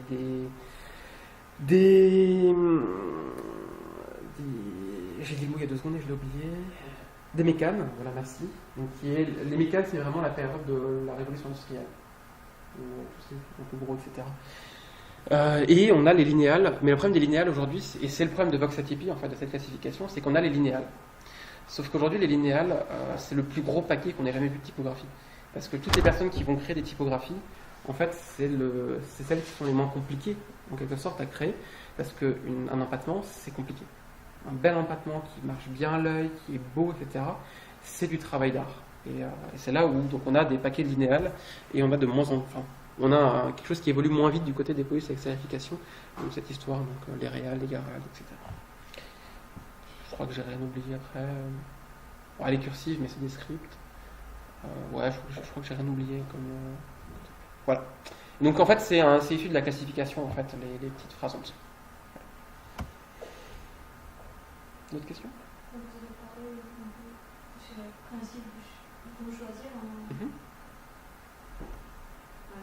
vous allez parler là-dessus? En fait, c'est ça, en fait. Là, je vous en présente quelques-unes. C'est pour ça que je vous demande qu'est-ce que vous ressentez, en fait, à chaque fois. Parce que le choix, ça se fait sur ce qu'on ressent, en fait. Et donc, quand je vous parlais... En fait, c'est là où je vous disais avant... Il faut se créer une palette. Et c'est pour ça que moi, je vous présente des typos, en l'occurrence, qui peuvent correspondre à une palette plus ou moins complète de typographie. Mais après, c'est projet dépendant dans le... suivant la personnalité qu'on donne au projet. Et c'est pour ça, depuis avant, j'essaie de vous demander qu'est-ce que vous ressentez. Parce qu'au final, c'est ce que vous allez ressentir dans une typographie qui va vous la faire choisir. Et effectivement, là, si vous avez à écrire quelque chose, un titrage sur la révolution industrielle, vous n'allez pas prendre Optima qui est très fine, etc., un peu en mode... ou Cocoon. Je veux dire Cocoon que Cocoon, je pense que ça collera mieux, mais c'est ça. Voilà. Donc ça dépend de la personnalité qu'on veut lui donner. C'est pour ça que depuis avant, j'essaie de bien vous montrer qu'il y a différentes personnalités pour les typographies qui peuvent exister. Voilà. C'est-à-dire que même là, en fait, il y a marqué guide pratique de choix typographique. C'est-à-dire personne ne vous dira à aucun moment quelle typographie utiliser, pourquoi. Parce que c'est du ressenti aussi personnel. La seule chose, c'est qu'il ne faut pas en choisir une qui vous paraît jolie. Il faut vous poser la question de pourquoi elle vous paraît jolie dans ce contexte. À partir du moment où vous avez une réponse, c'est un bon choix. C'est-à-dire que vous avez une logique sur la question. C'est-à-dire que Cocoon, pour écrire le mot solde, ça pourrait coller. Il y a le côté un peu chaleureux, le côté joyeux, etc. Enfin, voilà. Pour écrire une annonce mortuaire, c'est un peu plus compliqué. Voilà, c'est en fait en ça le choix qui va se poser, quoi. C'est-à-dire que, à part si on est content que la personne soit morte, hein, moi je peux l'entendre et on peut faire une très belle annonce avec du Cocoon, mais Cocoon, là en l'occurrence, enfin, voilà. Elle a un côté joyeux. Est-ce qu'il y a des règles en termes de, selon le type de document, que ce soit des flyers, des imprimés ou maintenant des sites web, de mélanger différentes polices de caractère? Je dirais pas qu'il y a des règles, mais Des usages, effectivement, mais jamais. Enfin, c'est la même règle que pour les couleurs en quelque sorte. Hein, c'est éviter de mélanger 5 typographies dans le même document. Quoi. Enfin, c'est comme pour la couleur. Plus vous mettez de couleurs, plus ça crée du brouhaha dans ce que vous allez mettre en place. En général, 3 typos, ça paraît être un bon compromis. 2, c'est l'idéal. Une pour le titrage, comme on disait, et une pour le labeur. Parce que... Ouais, par exemple. Après, on peut faire du labeur sans encadrement, mais c'est 2 choses qui effectivement se marient très très bien. Mais c'est juste qu'effectivement, souvent, les polices de labeur, par exemple, Baskerville sera très bien pour du texte, pour la lecture, mais un titre en Baskerville, c'est quand même un côté démodé. Enfin, il y a quand même c'est pas une typo qui est faite pour écrire un titre. Voilà, sauf si on veut jouer sur le côté roman, et voilà. Mais c'est vrai que c'est pas conçu aujourd'hui, dans l'idéal, on va pas écrire le titre d'un flyer de concert avec Baskerville. D'ailleurs, on va pas écrire un flyer de concert avec du Baskerville tout court, à moins qu'on se pose des questions. Police de caractère, parce qu'il faut qu'on applique des polices, des chartes graphiques. Donc, là, on joue juste avec la taille et la différence. Après, si la charte graphique est bien faite, elle indique là où les typographies sont utilisées et elle fournit les fichiers. Normalement, une typographie bien faite. Il y a des cas de base de données.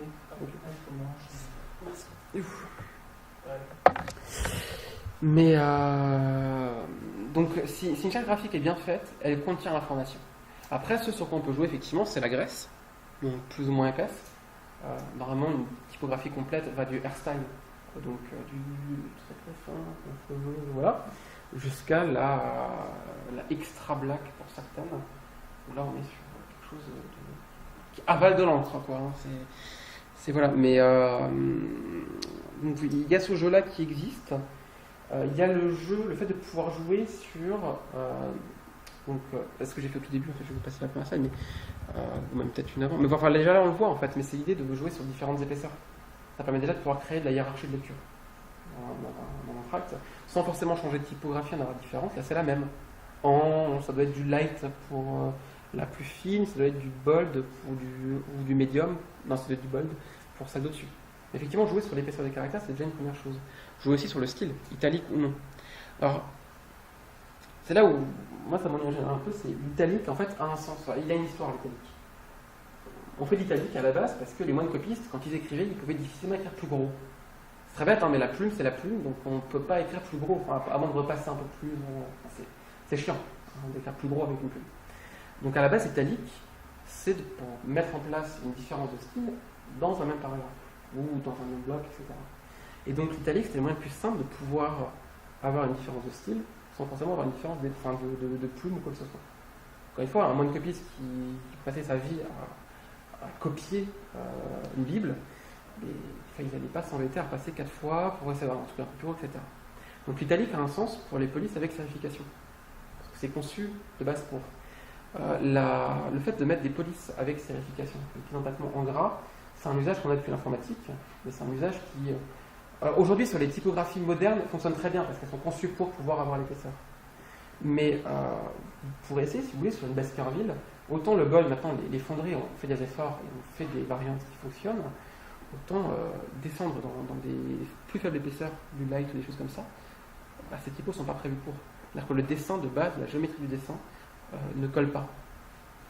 Et donc effectivement, à la base, il y a 2 jeux possibles, l'italique ou le roman en fait, pour les polices avec sérification, et l'épaisseur de caractère pour les polices, les linéales en l'occurrence, donc quasiment toutes les polices sans sérification.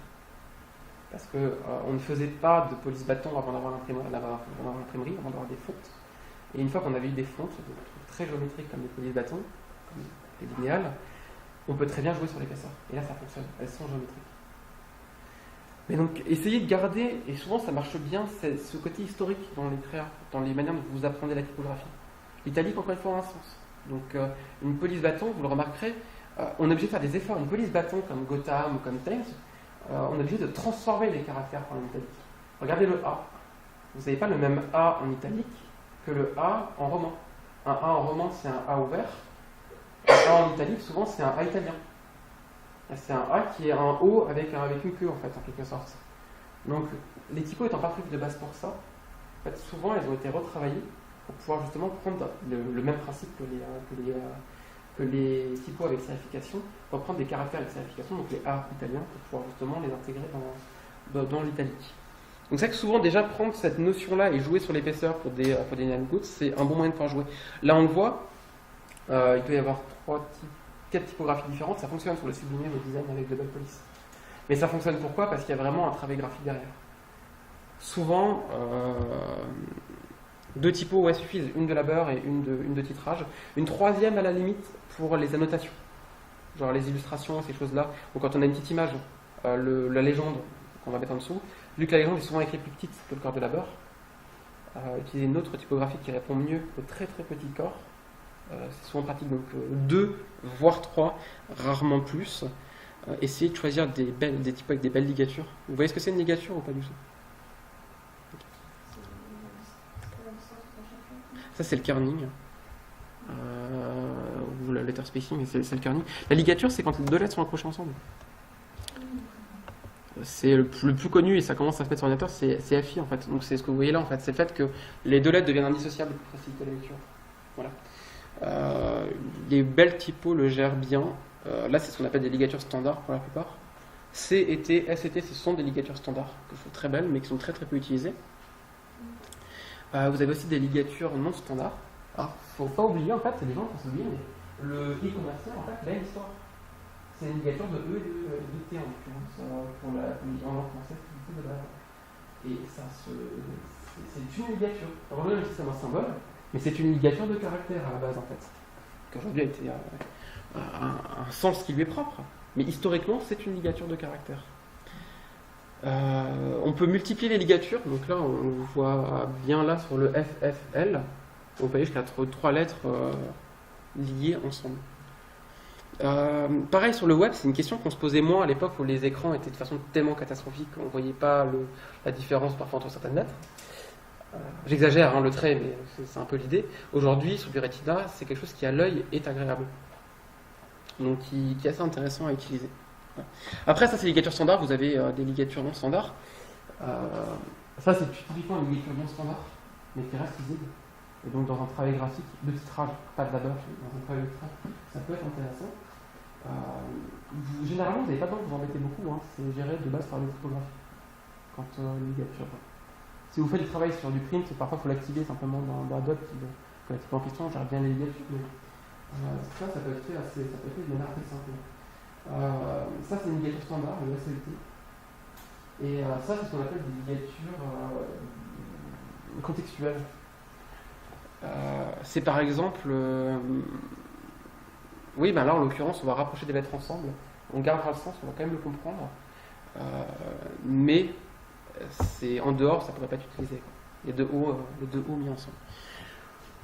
Donc, voilà. Mais ça c'est vraiment ligature dépendant, j'ai envie de dire, typographie dépendant. C'est d'en trouver des connus. Non, FJ, c'est des typographies, c'est des ligatures qui sont connues. Voilà, par exemple, le CK là-bas, c'est typiquement le genre de ligature qui est contextuelle. Ça marche dans certains modes de lecture, mais vous mettez ça dans un texte, c'est absolument pas lisible. C'est toujours imprimé en petit, c'est le papier, enfin voilà. Ouais, VY, effectivement, oui, ça fait. Oui, celle-là, par contre, je l'aurais pas osé parce que je trouve qu'elle est extrêmement peu lisible. Mais oui, effectivement. Voilà, le G et le A, c'est typiquement une ligature non standard. Alors que le A était aussi d'ailleurs une ligature non standard. Enfin voilà, c'est ça des ligatures. Les typos aujourd'hui les gèrent de plus en plus et c'est ça qui est assez intéressant. Alors dans mes digressions, en fait, je sais plus pourquoi on parlait de ça, mais il y avait une question par rapport à ça et je lui ai répondu. Mais il y a d'autres questions ? Non, je sais pas. Donc je continue. Optima. Faut penser à quoi finalement donc Optima? Je suis dans les temps quoi, en plus.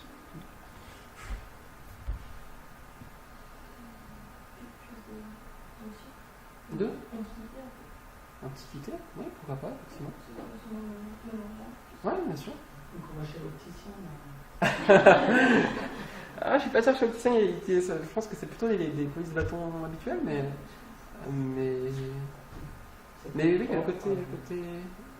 Il y a un côté effectivement. En fait, c'est une incise. Donc, ce que je disais sur les incises, c'est que c'est tiré des typos taillés dans la pierre. En fait. Donc, d'où l'intérêt d'avoir le. On le voit principalement. Bon, alors, ça c'était pas la même, c'est la même chose de nom, mais c'est d'avoir un O à chaque fois dans des bouts de lettres plus épais que le reste du corps, en fait, du bif. Et ça reprend en fait le principe du tailleur de pierre qui vient un peu du loin, qui met un gros coup dans la pierre avant de pouvoir tailler de manière plus fine. Et donc on en vient justement à ce côté un peu romain qu'on peut trouver, un peu antique, avec justement le côté pierre. Optima, elle a été créée, en fait, elle a été fabriquée entre guillemets à partir justement d'une gravure dans la pierre.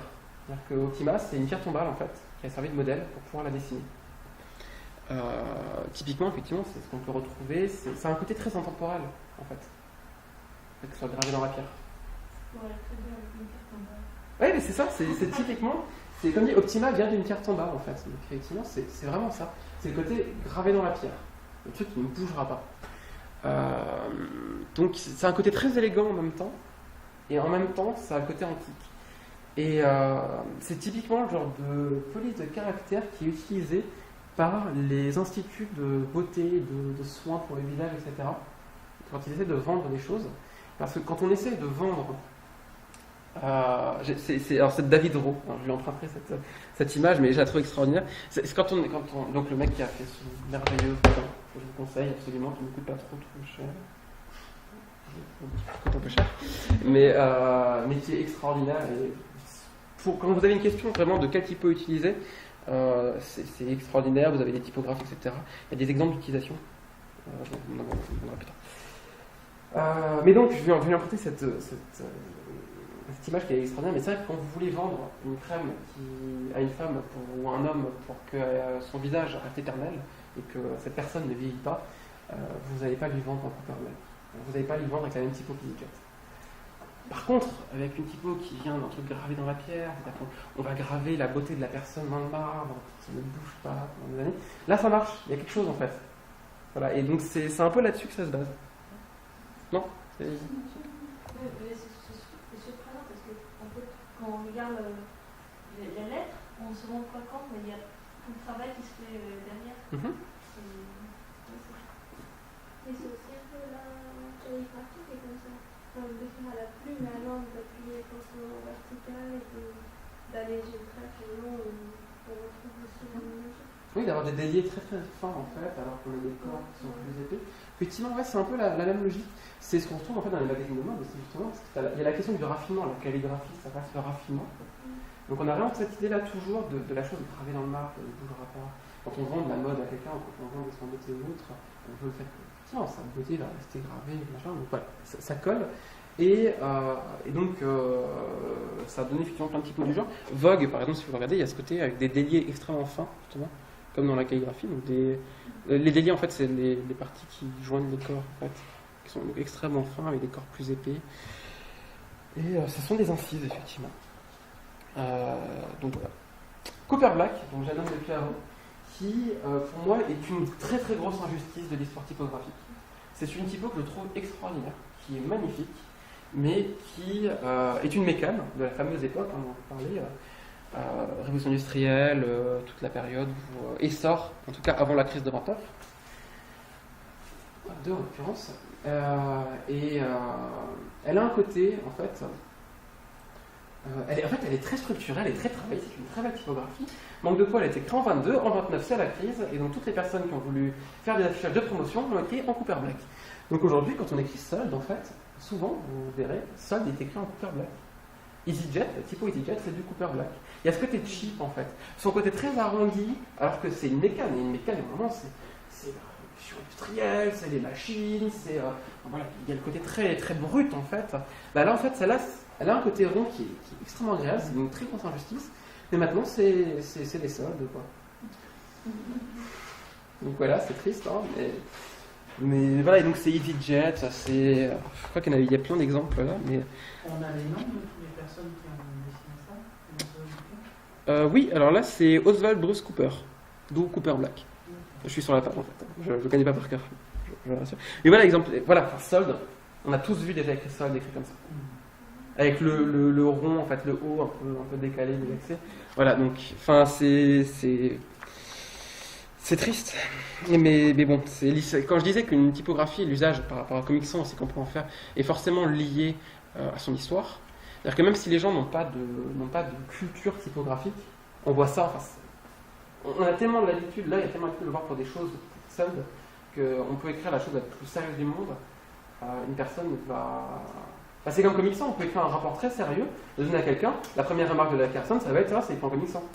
Voilà, et c'est un peu le même défaut sur cette typo, qui est pourtant quelque chose d'extrêmement magnifique, mais il y a des très beaux albums de musique qui sont faits, mais voilà, EasyJet, on a aussi écrit donc en Cooper Black. Là, on a une marque de... Enfin, voilà, comme vous verrez. Je le laisse à la fin pour les gens qui veulent vite fait le feuilleter. La française, il en fallait une, quand même, qui est une pseudo-française d'ailleurs. Mistral, qui là aussi est une très grande injustice de la typographie. On dirait qu'elle fait très amateur au premier abord, je ne sais pas ce que vous en pensez. Non ? Mais en fait, elle est extrêmement travaillée, justement. Elle est extrêmement travaillée, je la trouve extraordinaire moi, là-dessus, justement. Ça vous évoque quoi ? La carte postale. Ouais. Mais non, c'est ça, la carte postale, globalement, c'est de la France, en fait. Enfin, je vois très mal ça pour parler du Nord-Pas-de-Calais, en fait, mais c'est vrai qu'elle mérite très bien son nom, hein, j'avoue. Elle a été surutilisée en France. Pendant très longtemps, les bars et les restaurants des différentes petites communes de France, notamment au sud de la France, avaient tous leur enseigne en Mistral. Donc, elle a été malheureusement surutilisée, mais elle est extrêmement travaillée et puis je sais pas, ouais, carte postale effectivement. Moi, pour moi, c'est des vacances, Mistral effectivement. Mais c'est très dur de l'utiliser aujourd'hui, du fait de cette surutilisation. Enfin, les années 60 ont été une catastrophe pour Mistral. Mais oui, enfin une catastrophe, non pas, hein, ça dépend de ce que l'auteur, enfin de ce que son créateur a voulu en faire, mais je trouve que c'est une très grande injustice parce que elle est sans doute plus travaillée que beaucoup des typographies qu'on peut trouver sur internet aujourd'hui en fait. Et malheureusement, elle a été trop utilisée. Mais voilà, mais coiffure Jean-Jacques avec un Mistral, c'est extraordinaire. Alors là, j'ai quand même voulu finir sur un échantillon de typographie, sur 2 typographies qui sont gratuites. Sont libres, vous pouvez les télécharger, si vous voulez. Sur cette nouvelle branche des linéales humanistes, donc qui sont un peu plus arrondis, un peu moins bâtons que les linéales initiales. Ubuntu, qui est donc la fonte du système Ubuntu, qui est assez récente, qui a été fait en 2010, donc effectivement. Voilà, enfin, je sais pas. Ça fait penser à quoi ? Ah ?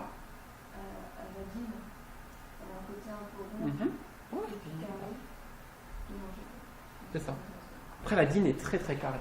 Donc, c'est vraiment le principe de la dîne, elle est extrêmely carrée. Mais ouais, je peux comprendre. Elle a un côté gras, en tout cas. Bon, après là, j'ai volontairement mis du gras pour le jeu, mais effectivement. Elle a un côté très lisible quand même. C'est-à-dire que ça, son intérêt, c'est que elle est, même en corps de labeur, elle est assez lisible. Et elle est gratuite. Pas rien, mine de rien. Elle est prévue de base. Et en fait, j'ai fini sur 2 typos. On va dire sur Fira aussi, qui est la famille de Firefox OS. C'est partie des typos qui sont très récentes. La 2010, Fira, je crois que c'est 2013. Mais donc, elles sont prévues pour le web. Elles sont spécialement conçues de base dans leur affichage pour pouvoir s'afficher correctement sur des écrans. Ce qui a un défaut, c'est qu'elles ne sont pas prévues de base pour être imprimées sur du print. Enfin, pour être imprimées. Les typos imprimés en fait ont ce qu'on appelle des pièges à encre. Donc c'est en fait il y a des petits, elles sont conçues quand elles sont imprimées par des petits vides qui ne sont pas forcément visibles à l'œil mais qui sont dans les fichiers pour pouvoir en fait anticiper le comportement du papier quand il va avaler l'encre. Donc éviter que ça déborde.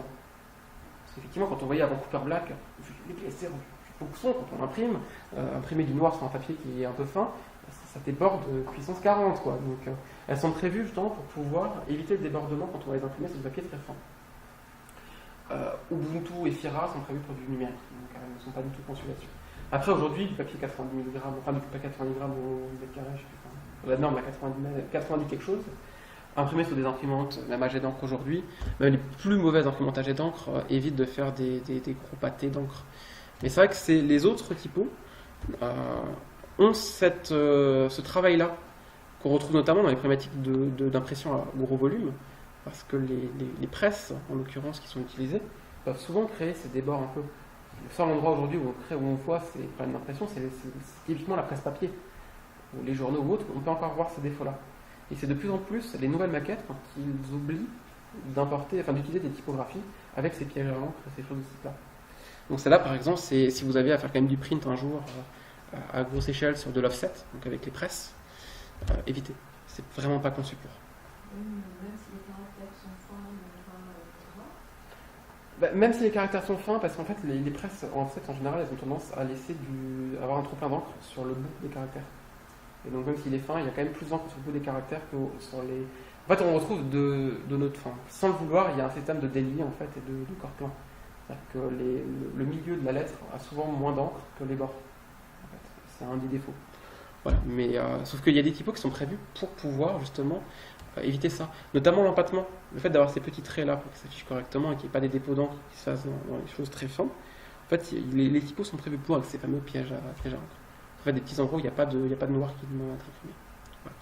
Alors, vous allez être content, il y a 5 livres David Barrault, 5 Cool. livres différents. Donc, vous allez pouvoir bien Cool. Ah, je veux bien, effectivement. Mais en fait, il a fait toute une série sur les couleurs en fait et sur les différents. Et il a fait les séries. Sur Comiscope, ça s'appelle. Ok.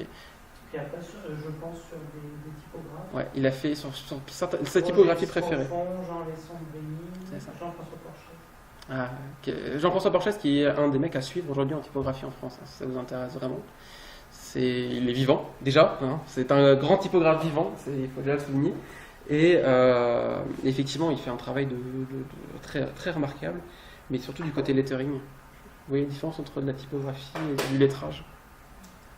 Une typographie, en fait, c'est fait pour être utilisée et donc sur du texte, des livres, enfin, sur du texte complet.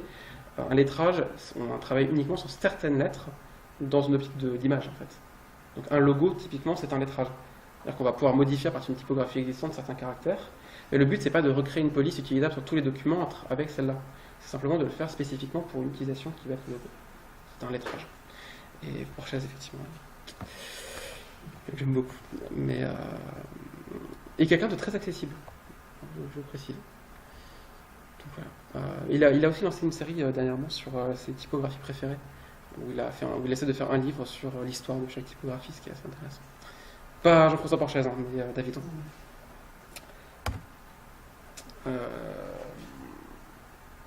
Oui, et donc pour finir sur Ubuntu et les typos spécialement faits pour le web, Fira, qui est donc faite pour Firefox OS, donc le Android Firefox voilà, c'est de sortir. C'est une très belle typo pour l'écran, c'est une typo qui est pareil, pas tellement adaptée à l'écriture papier. Parce que l'écriture papier, on a tendance à écrire plus petit qu'à l'écran, de base, parce qu'effectivement c'est plus agréable de lire sur le papier, et que Fira n'est pas foncièrement la typo la plus adaptée pour écrire sur 9 points. Quand on compare aux mesures de police dans l'impression print, enfin dans le print classique, sous 9 points, ça devient compliqué de trouver des belles typos qui s'affichent correctement. En l'occurrence, Ubuntu et Fira sont pas prévus. Donc là, pareil, on est sur la branche humaniste, elle est un peu plus ronde que du Helvetica. Elle se base sur du mono, si je ne me trompe pas comme typo, mais à vérifier. Et donc c'est fait aussi par un autre grand nom de la typographie qui est Spiekermann, dont j'ai piqué une citation tout au début. Et donc voilà, je ne sais pas si vous avez des questions par rapport à ces typos-là avant de passer sur un truc un peu plus généraliste. Non ? Cool.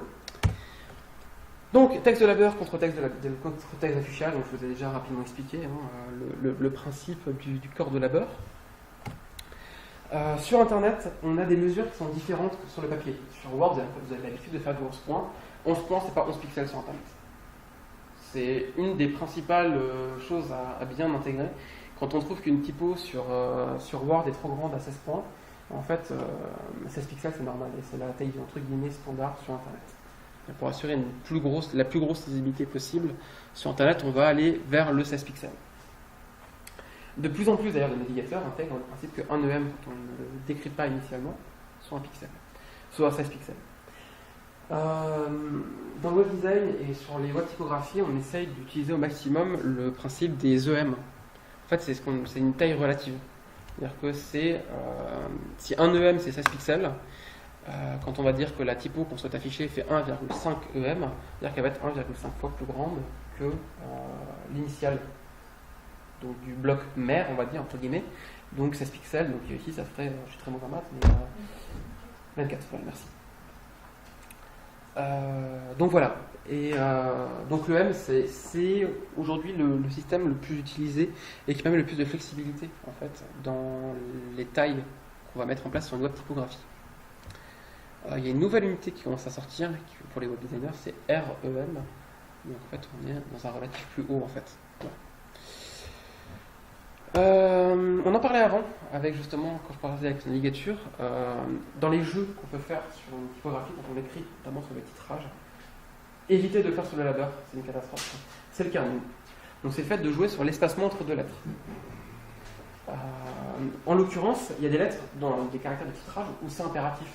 Quand vous avez un A et un V l'un à côté de l'autre, à l'œil vous aurez une impression beaucoup plus grande d'espace entre le A et le V qu'entre un U et un N. Du fait de la géométrie des lettres et du fait que le V va commencer quand le A se sera arrêté, et donc on va l'interpréter comme ça, là où de U, enfin un U et un N sera à ce niveau-là. Donc le kerning en fait c'est de jouer sur le fait qu'on va rapprocher les deux lettres l'une contre l'autre. Donc faire commencer par exemple le V alors que le A n'est pas encore fini. C'est utilisé avec précaution, parce qu'on peut rapidement faire n'importe quoi. C'est là où on dit que sur du texte de labeur c'est très compliqué, parce que vous n'allez pas sélectionner tous les AV de votre texte pour les modifier, quoi. Au moment où ça va être un petit peu compliqué quand même. Et donc sur le titrage par contre, quand on va un travail précis sur la question, c'est assez intéressant. Donc là en l'occurrence je l'ai mis en valeur en web design. En web design ça serait en CSS letter spacing et une valeur. On va les donner. Letter spacing en l'occurrence là il va jouer sur tous les caractères d'un mot. Donc si on fait des blocs plus petits, c'est tous les caractères d'un bloc. Il y a des valeurs qui arrivent en CSS3 mais qui sont vraiment pas standards. À savoir il n'y a que Safari sur Mac en plus. Et pas sur Safari PC, même si c'est compliqué d'installer, qui l'utilise. C'est une valeur de kerning, indiquée font kerning et une taille. Sauf que, donc là, ça veut dire qu'on laisse à la typo, au fichier initial qu'on a mis sur le site, le fait de choisir les conditions dans lesquelles il va mettre du kerning ou non. Et aujourd'hui, c'est quelque chose qui n'est pas du tout standard, qui n'est pas du tout utilisé partout. Voilà. Donc on est obligé de faire du réglage manuel, quasiment. Du letter spacing entre deux caractères. Il faut toujours bien comprendre que le letter spacing qu'on va indiquer, on va l'indiquer à un caractère pour sa distance au caractère suivant, mais pas au caractère précédent. Donc c'est forcément la distance qui le sépare avec la lettre suivante. Si vous voulez travailler sur la distance avec le caractère précédent, il faut aller sur le caractère précédent et jouer sur son kerning. Voilà. Donc c'est toujours sur le caractère suivant. Bonne soirée. Valeur sur laquelle sur le web on peut énormément jouer, c'est la hauteur de la ligne en fait. Ça se rapproche des notions de macro-typographie, donc de savoir comment on va réfléchir à la typographie dans l'espace d'un bloc. Mais c'est assez important parce que c'est ce qui va permettre la lisibilité. C'est-à-dire que même si vous prenez une typo très lisible, si vous accrochez les lignes les unes aux autres avec aucun espacement, ça devient invisible. Sur le papier, en général, c'était, je crois, 135% qui était conseillé, donc 1,3 fois la taille de la typo en espace global. Sur Internet, c'est 1,5. On est sur de l'écran, un écran est de fait moins lisible qu'un papier, la luminosité qu'on se prend dans la gueule, tout ça, c'est moins agréable forcément à la lecture, donc il est plus agréable de mettre en place un intervalle plus grand. 1,5 en général pour du texte de labeur, c'est ce qui est le plus agréable. Ça permet justement d'avoir quelque chose d'assez gros et en même temps d'avoir quand même une sensation de continuité dans un bloc. Je crois que j'en parle pas après. Non, je parle pas après. Il est assez important si vous faites ça et que vous avez des blocs, par exemple des paragraphes, on oublie très souvent qu'un paragraphe, c'est pas juste du texte, c'est une mise en page complète. Alors, l'alinéa en début, vous faites ce que vous voulez, ça, c'est des choix aujourd'hui graphiques plus qu'autre chose, mais si vous mettez un interlignage de 1,5, mettez une marge de 1,5.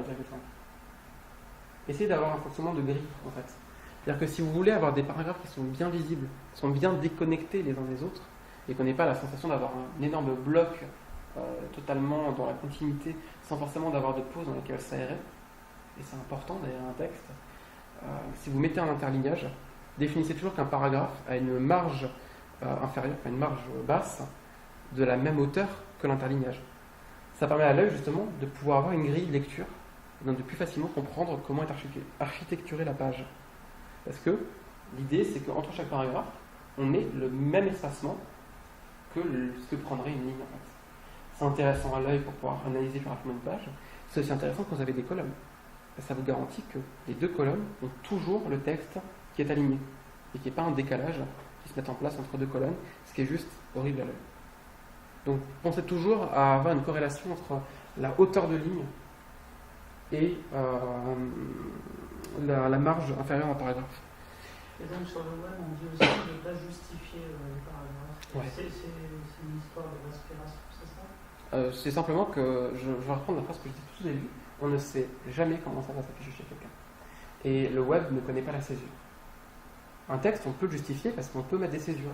On peut avoir les règles académiques françaises de la césure. Oui, de l'imprimé. C'est ça. Mais un imprimé, c'est un support fixe. On sait où commence la page, on sait où elle s'arrête. On sait qu'on a un espace clé, et quand c'est imprimé, ça ne bouge pas. À partir du moment où la presse l'appuie, le texte, qu'on le lise dans un livre ou qu'on le lise devant son ordinateur, il va avoir la même taille. À l'ordinateur, le problème, c'est que quand on va justifier un texte, on ne sait pas quelle taille il va prendre à l'écran. Parce qu'aujourd'hui, on fait donc des designs fluides. Et là où il va s'afficher, par exemple, je sais pas, mais 75 caractères sur un desktop, parce qu'on a voulu... en général, on dit qu'une ligne, c'est 75 à 85 caractères, idéal, sur un ordinateur. Donc on va dire qu'on a 85 caractères affichés sur un desktop, sur la tablette, ou sur le mobile, simplement. Ça va être plus compliqué d'afficher 85 caractères sur la même ligne. Donc en fait, on en aura 20. Sauf que si on en a 20... Parce que là, la justification se fait sur un nombre de caractères fixe. En fait, elle se fait sur le bloc. C'est-à-dire que si on définit un bloc qui a une taille fixe, enfin qui a une taille qui est fluide, le bloc qui fait, je sais pas, 800 pixels à l'écran, il va pas faire 800 pixels ici, il va faire la largeur. Et donc forcément, le mot qui s'arrête aux 800 pixels sur le desktop ne sera pas le même mot ici. Et donc, on ne peut pas définir à l'avance, parce qu'il y a tellement de tailles de navigateurs aujourd'hui, et puis même, sur un écran d'ordinateur, il suffit que la personne ne soit pas en plein écran et qu'elle redesign son... Et alors, le système responsive ne gère pas mieux ça? Ben non, justement, c'est pire entre guillemets. C'est pire parce qu'on ne sait vraiment jamais où va s'arrêter le mot. Je vais juste montrer un exemple par rapport à ça, ça va être plus parlant, je pense. Un site qui gère très bien la typographie, qui est le Machine Magazine. Je vous rassure, après ça j'ai fini, hein, donc n'hésitez pas à poser toutes vos questions, il n'y a plus de slides après. Mais, voilà, ici, je ne peux pas garantir que chez moi, sur mon ordinateur, ça va s'arrêter à The, ça va s'arrêter à The, et ça va s'arrêter à User et à Understand. Voilà, bref. Je ne peux pas le garantir en fait, ça. Et il suffit que je prenne le même navigateur, voilà, je le sors du plein écran. Voilà, les mots sont plus les mêmes. Et donc si on avait dû justifier, on prend le risque, ça peut être très joli d'avoir tous les mots ici, mais on prend le risque d'avoir des blancs. Oui, enfin des blancs, donc ce qu'on appelle des rivières dans le texte, et ce qui casse l'uniformité de la lecture, en fait, la simplicité de la lecture en tout cas à l'œil. Je vais vous montrer en direct si vous voulez, mais si... Non, on expliquait ça, mais on expliquait jamais la raison. Ah oui, non, mais sur ça je vais vous montrer en fait comment ça se passe tout de suite si j'arrive à trouver mes raccourcis. Un clé droit avec... Ouais, merci. Ouais. Mais en gros, donc là, on va faire ça comme ça. On va prendre le texte, voilà. Car là, le texte, les espaces entre les mots sont toujours les mêmes. Si maintenant on met en place ici... Je m'attendais pas à faire du web design ce soir. Non. Si on met en place ici, texte. Si, strong. Ah oui, non, strong, oui, pardon. Pour moi, je vais mettre sur le paragraphe entier. Texte aligné. Justify. Voilà, déjà là, on a des rivières. Enfin, si vous voulez, vous plissez les yeux, c'est le meilleur moyen de détecter derrière, vous plissez les yeux et vous regardez le texte, vous allez voir qu'il y a des endroits où il y a des petits blancs plus importants qu'à d'autres endroits. Parce qu'on n'est pas capable de faire de césure, en fait, aujourd'hui. Parce que chaque langue a des règles de césure différentes, et c'est compliqué de demander à un navigateur d'apprendre toutes les langues du monde pour les césures en question. Et là, ça vient tout doucement, ça va, il y a en fait, on peut dire au navigateur de mettre en place des règles de césure. Sauf qu'il n'y a aucun navigateur qui les respecte. Donc ça va venir. C'est comme tout, le web est en perpétuelle évolution. Là, c'est très bête, hein, mais ça, là, les icônes là en question, il y a quelque temps, ça fait des images. Aujourd'hui, on est capable d'en faire une typo, donc c'est responsive et ça grandit à taille infinie.